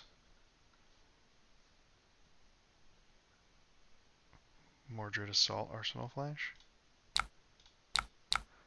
We'll do it. There's that. We don't want to sink. We just don't want to be crushed.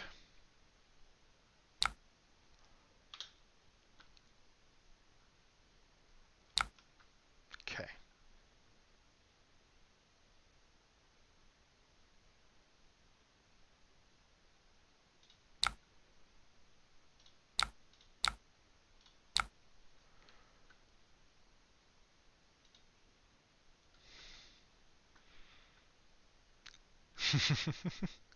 I respect it.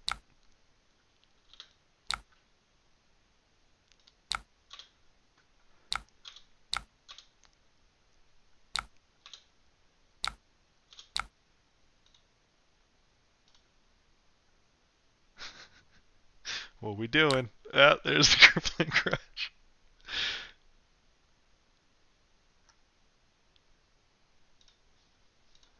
Okay. So we're dominated. Send me the bill. What am I keeping? Booyah. Kept a completely functional hand.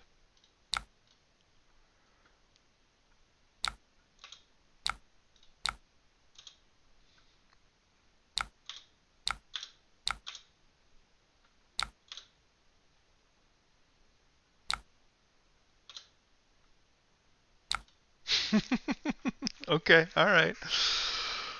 I think this one's going to finally slow us down a little bit. So I'll block for 3. Take 6. We're crushed. We lob out a sheepish 4.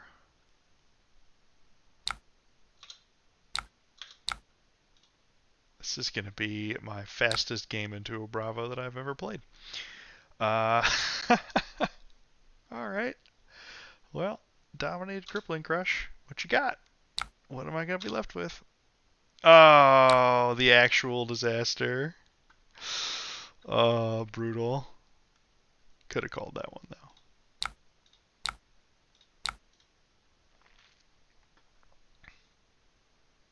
took my 2 attacks.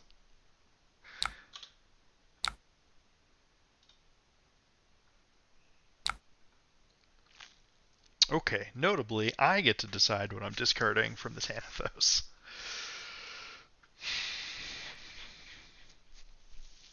Which is important. Right, yeah. They discard 2 cards. So I think I take 7.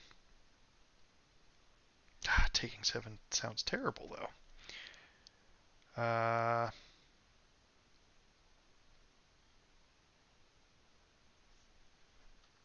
taking 7 sounds awful. But I'll have 3 armor left. But I can't block through this anyways.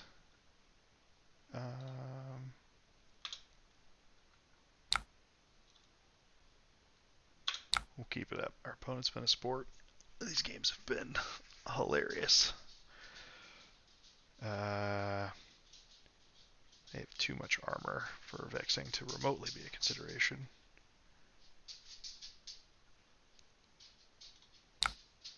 That.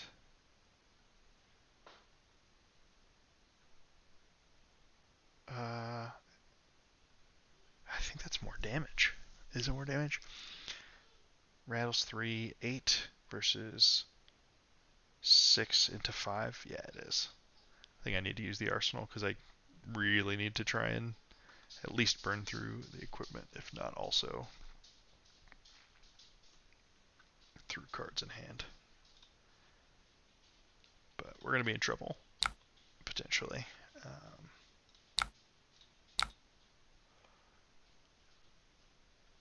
6 coming in hot, threatening a 7th point of damage. So 3 card, 11 or 12. Got that good math.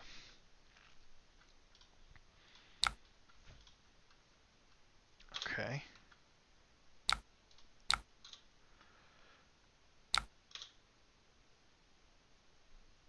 This makes me think, or not, auto dead to a dominated something.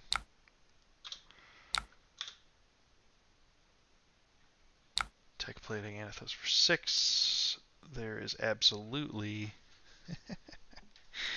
the pummel to potentially follow. But we can take 1, which means we need to be able to get up to 9 on defense.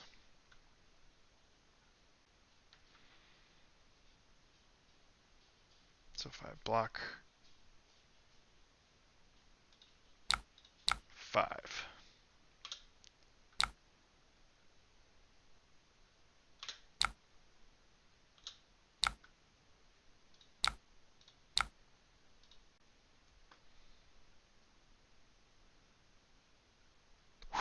Okay.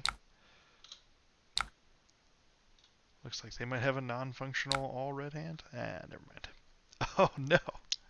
Actual disaster strikes.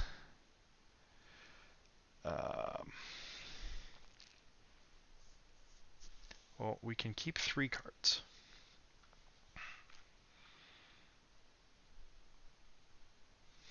What do I do here? I can... So if I block with Spellblade Assault and all the equipment. I don't think his hand's good enough for that, though. Swarming in the yard. We can get a Revel. I can't do that.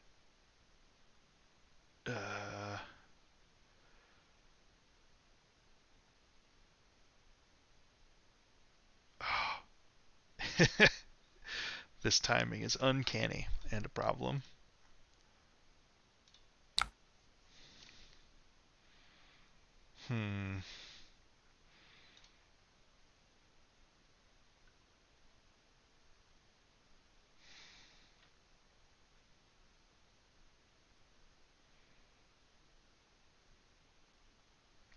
I could become, get rid of Revel, grab a swarming pitch to make a rune chant.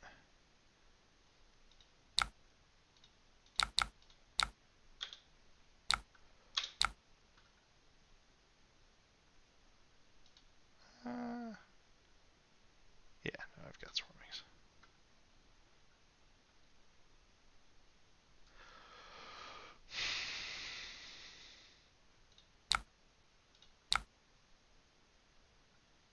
Oh, right. That's adorable.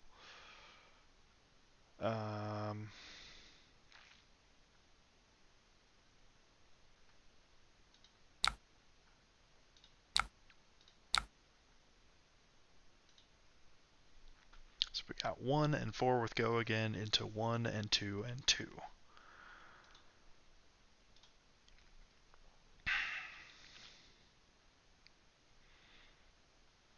And it's possible, the opponent could greed here ever so slightly, thinking that we're just kind of cold to whatever they have going on, but this Sink Below an Arsenal is... Although, the way we blocked with one card and all the equipment, and seemingly aren't doing anything with our arsenal, probably betrays that we have a Sink Below. Okay, they're representing the pummel again. Let's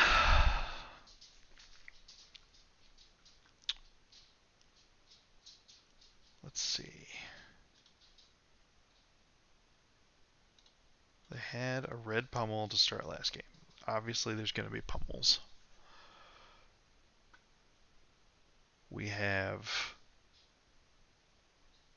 If it's not a pummel, we have virtually lethal. What did they do on our last turn? They blocked for 3 and got a card out of their arsenal. No, they blocked for 5 on swarming for 4 and cycled an arsenal. Problem is, well, I guess just this.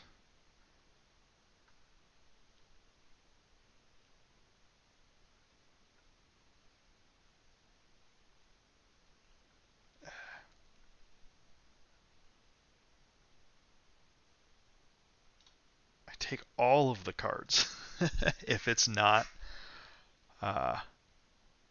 pummel, but I die if it is a pummel.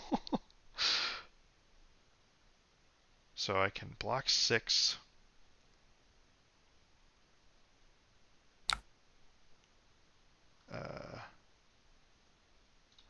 We're going to do it.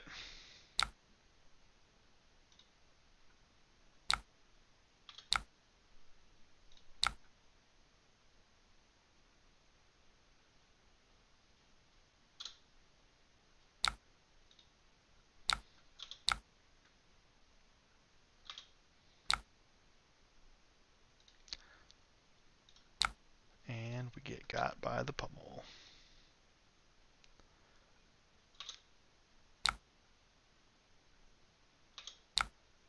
Okay, so if we don't tank so hard on that one, could have blocked for 2, reacted up to 6, had the second sink to cover a pummel. Our turn could have been pitch for grasp for 1 rune chant and a thorn, which the 1 chant can hit, but the thorn can't. And we get to arsenal, lead the charge, which is good because then Rosetta is a real threat.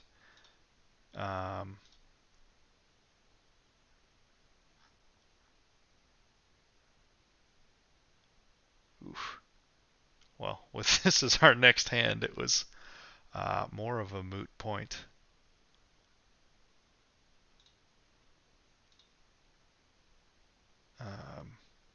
Because none of this is really playable with no blues.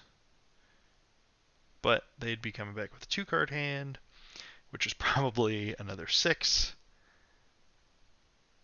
Then we No, it still would have been okay, because if their 2 card hand was just another 6, we block for 6 with the Runic Rex, and then play Lead the Charge, play Swarming with Go Again, make a Rune Chant, and come in with Sword for 1, 2, and 2. Yeah, that was it. Should have blocked with the Mob Skies, um, because I could play around Pummel while still covering it perfectly. And yeah, so, you know, sometimes you call shot the Pummel, and or call shot it needing to not be a Pummel, and it's a Pummel. So there you have it. All right, what's that? 6 games so far. We'll see how many we can get in. Once more into the breach.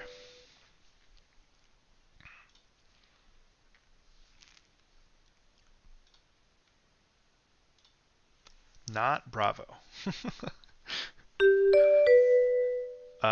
Sure. We take this. That's not true. This matchup is conventionally pretty bad. But, you know, we do what we gotta do. They're gonna go first, so we don't get to go first.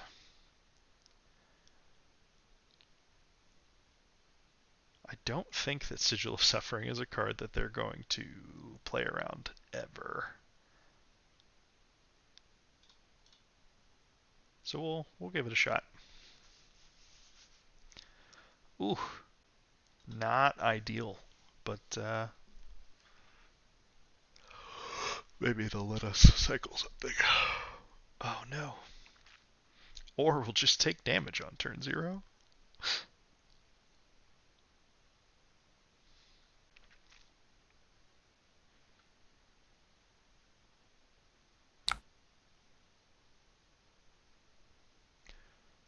Go again, dominate, and if and when this hits, they can make me discard a thing.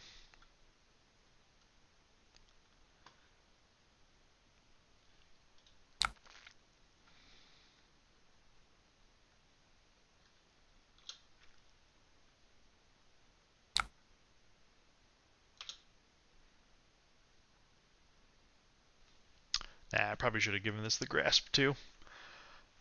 Getting too cheeky. Well, alright, so no follow-up. So we weren't punished for my error. But we do lose the Mordred Tide, which sucks.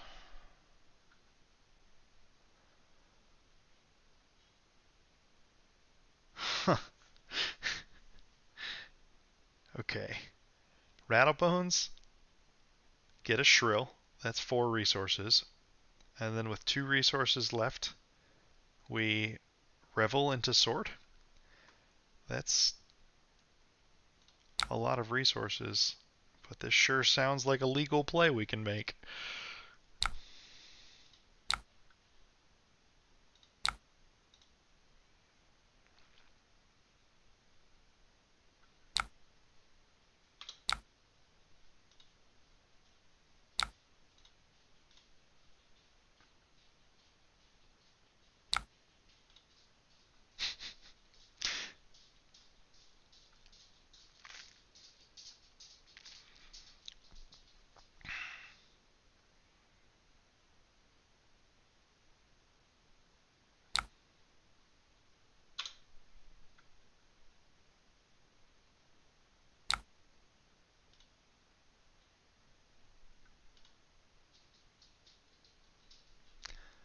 All of the Spire snipings.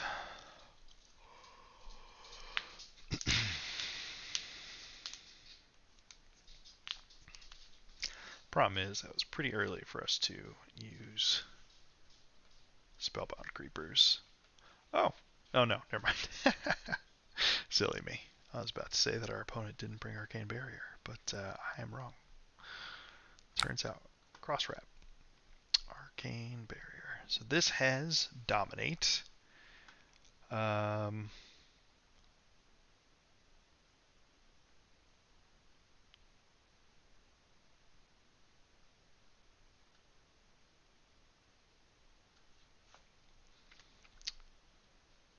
This turn is not going to be stellar.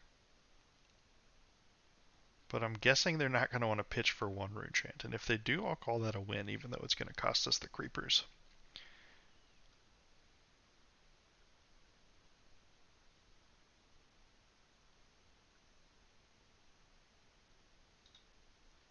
We'll block for 3.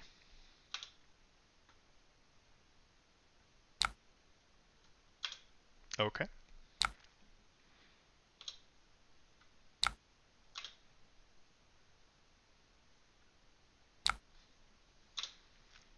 Dang, all that tension is just out of there.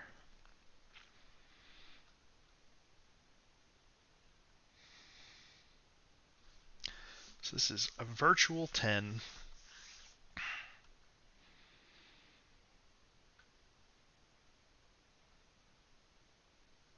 I can also just block this whole thing in Arsenal and pass, and then they get no additional value from the Remorseless.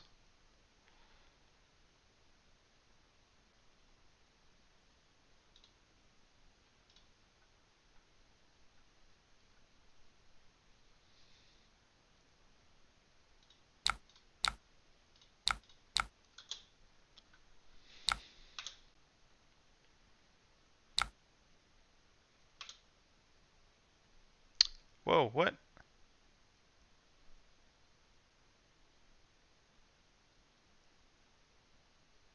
Whoops. Oh, yep.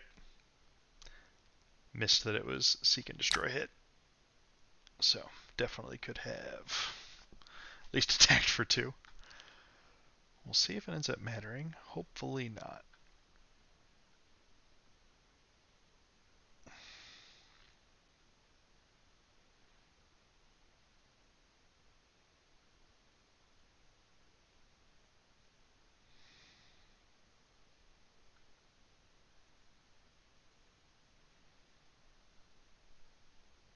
So this will take 2 cards.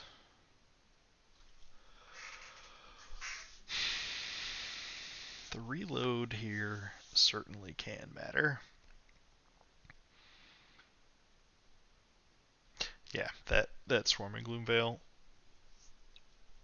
just losing it is gonna come back to haunt us, I'm sure. Oh man, full on darkness mode now. Yeah, we'll keep working on the stream production values. If I deny the reload, then this is the last arrow this turn. So we'll do that.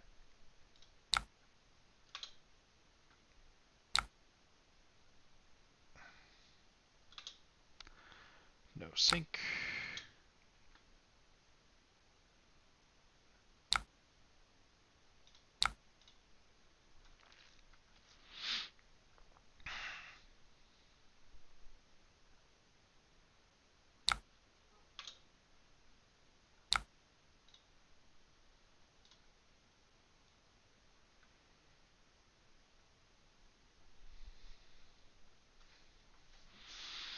Okay, well, if we don't have to release the tension bolt and shot, send me the bill here. Codex.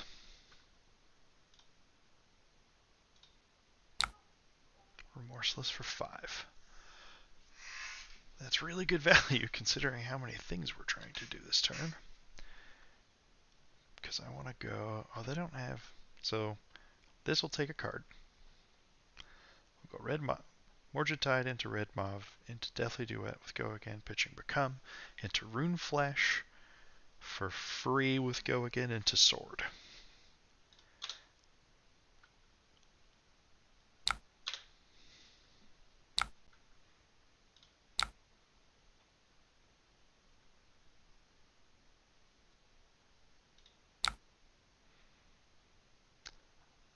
Would kill for this to be a... specifically not a blue Deathly Duet.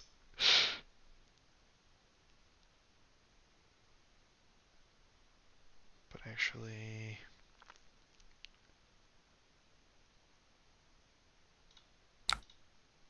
Nah. We'll ship it. I probably could have reworked this turn with the red mauve. Have this blue. No, but I can only get a non-attack is the problem.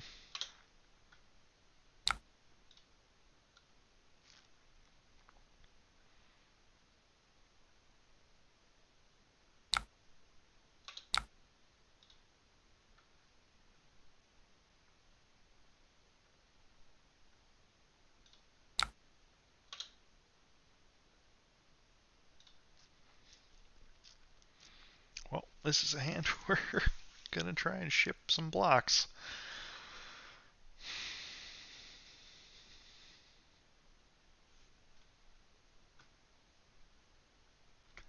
Card on top, play Premeditate, Bolt and Shot for 7 with Go Again.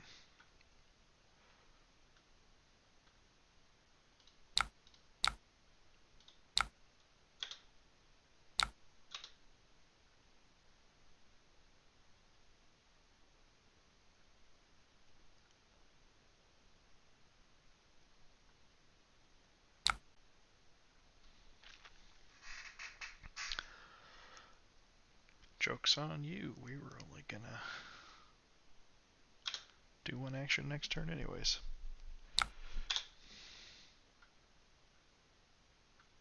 Image not found.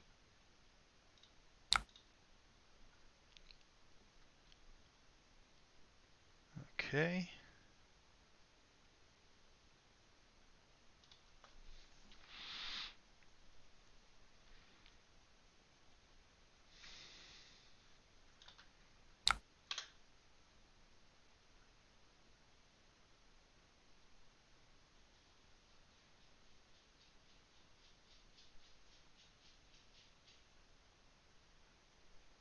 Card to the bottom.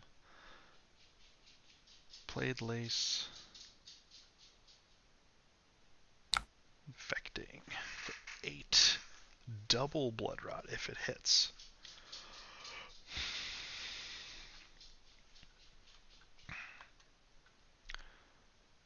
Given that this hand is not great, we are going to block. If I give it 9, Arsenal will lead the charge. Arsenal and Go Again is very, very good. But I'm going to be out of Command and Conquers, so it's not like that unlocks anything else special. Rune Flash swarming in the yard. 2 Revels gone already. I'm definitely doing this. It's between which one of these do I want to Arsenal. And I think the Go Again threat is just too much better.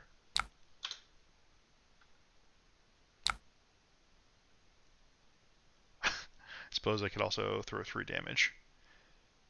But that seems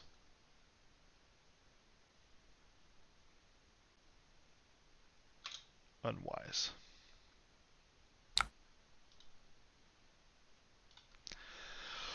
Well, this is a hand.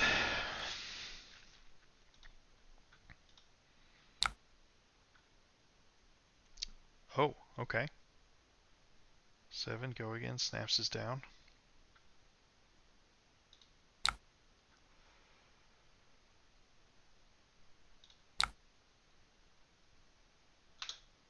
If they're running Razor Reflex, more power to them.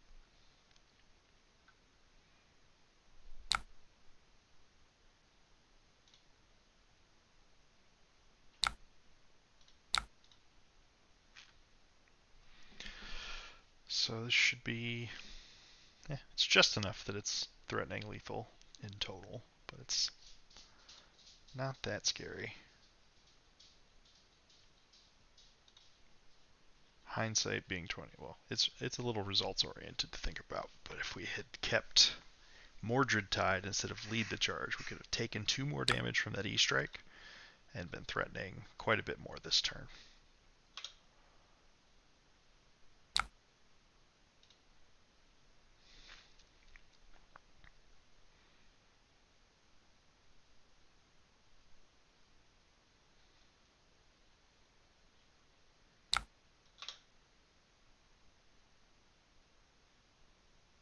Okay. They must have some juice, because... Okay. That could have been awkward. Oh my god. Oh my goodness. Wait a minute. Holy crap.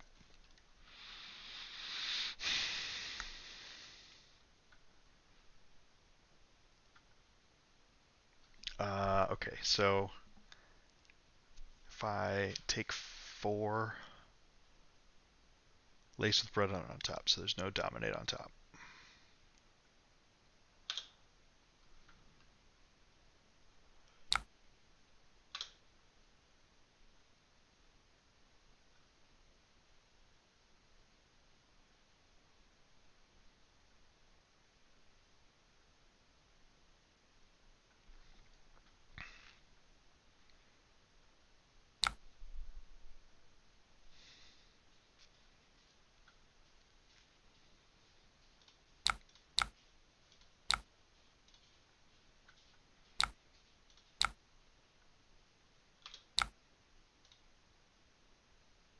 No! No, no, no, no, no. Shit. Oh my god, no.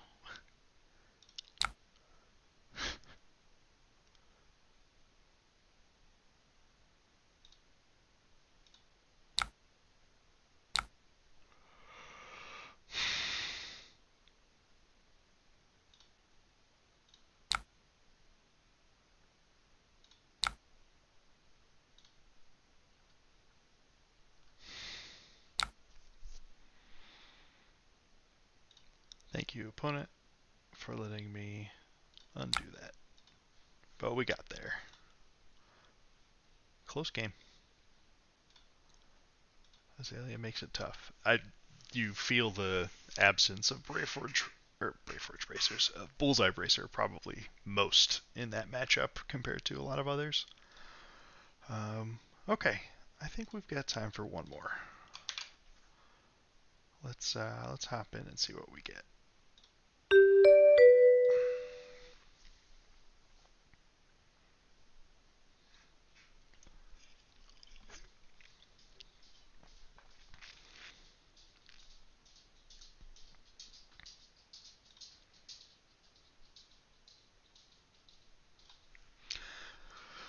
No Lexies this evening.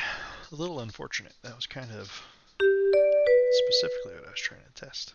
Flightless. Flightless will go first. Okay.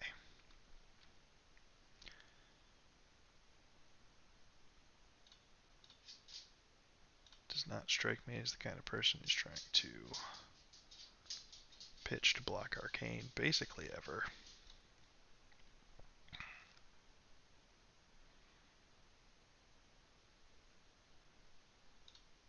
And we're racing, so. Do it. Blood Rush bellows me on turn 0, I swear.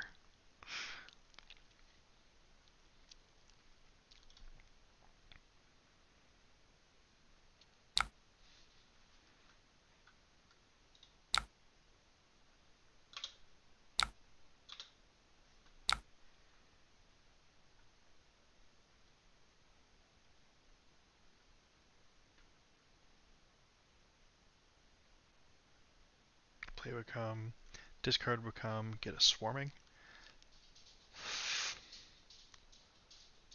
Yeah.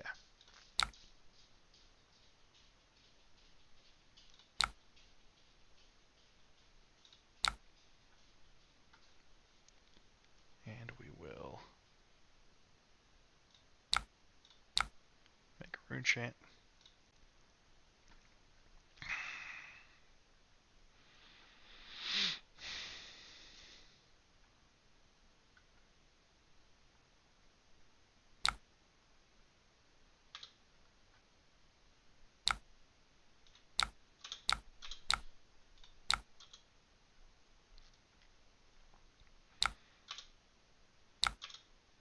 Doomsday, getting that defense value. And Soul Harvest.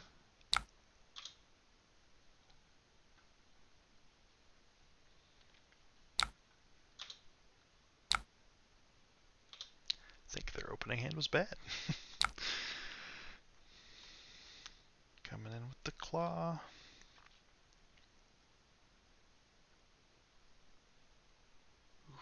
Problem is, we're tight on resources on this one.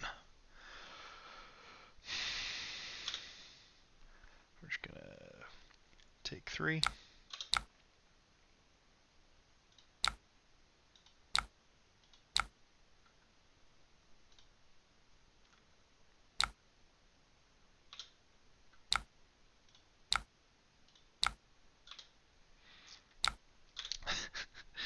Neither me nor my opponent firing off on all cylinders thus far in this game.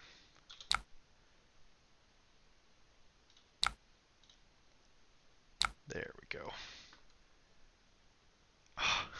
Well, there's always that.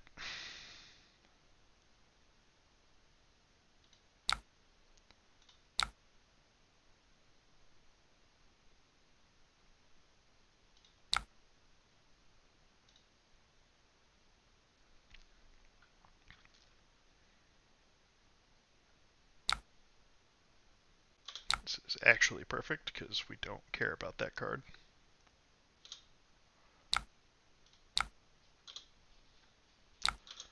It's just going to come back, go into Arsenal anyways.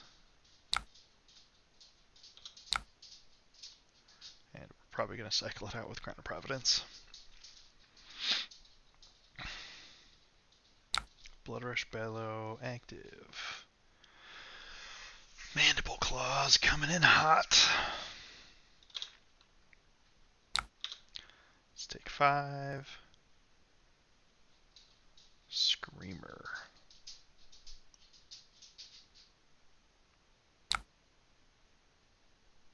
Screamer for 8 with go again. No floats.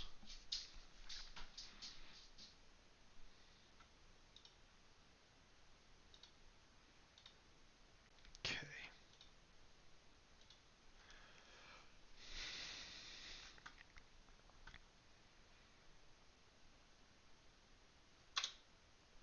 Send me the bill.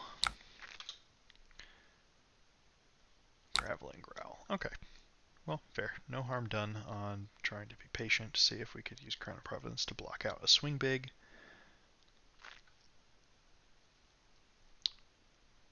So we will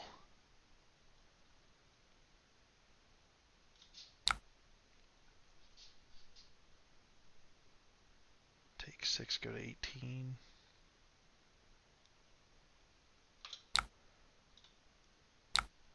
Oh yeah, all coming together.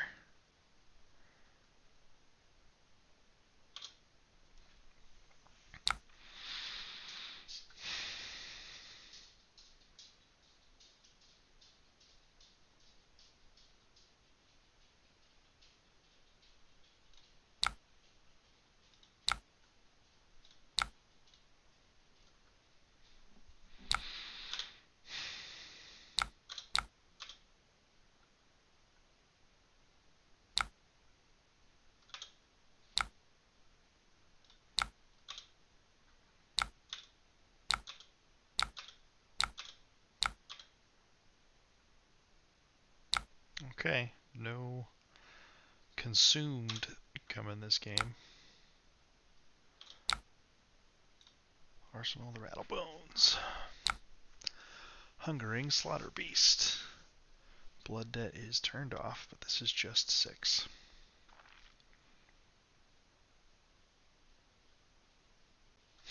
It's just 6, but also my hand just sucks. So, Rattlebones can grab Swarming.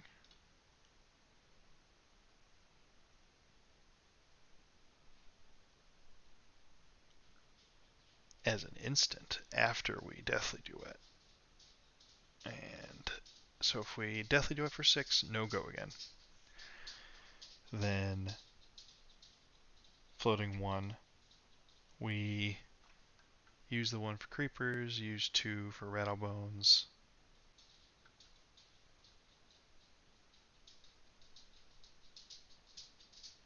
Yeah, that lets us attack with Thorn also. So we'll block here.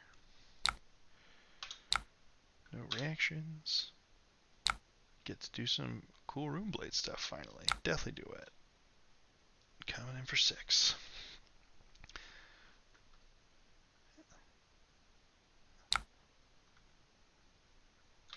Sure. Creepers.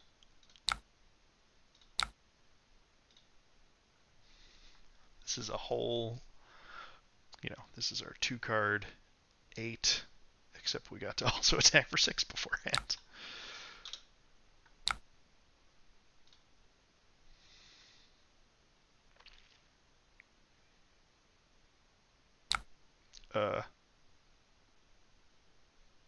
Oh my god, did we catch them with all of these no blocks? We did. They must. Wow.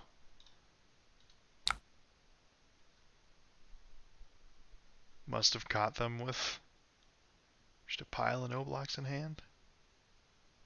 Crazy. Alright, well, let's see. So that was, I think, 8 games. We got 4 Bravos. 4 Bravos, an Azuri, Levia. Oh man, now I'm blanking. I'll go back to the menu. I wonder if I can see.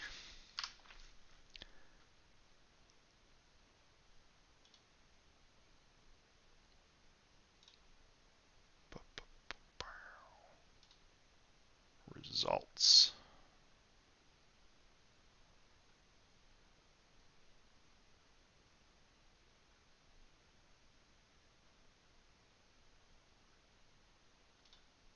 Right, so we got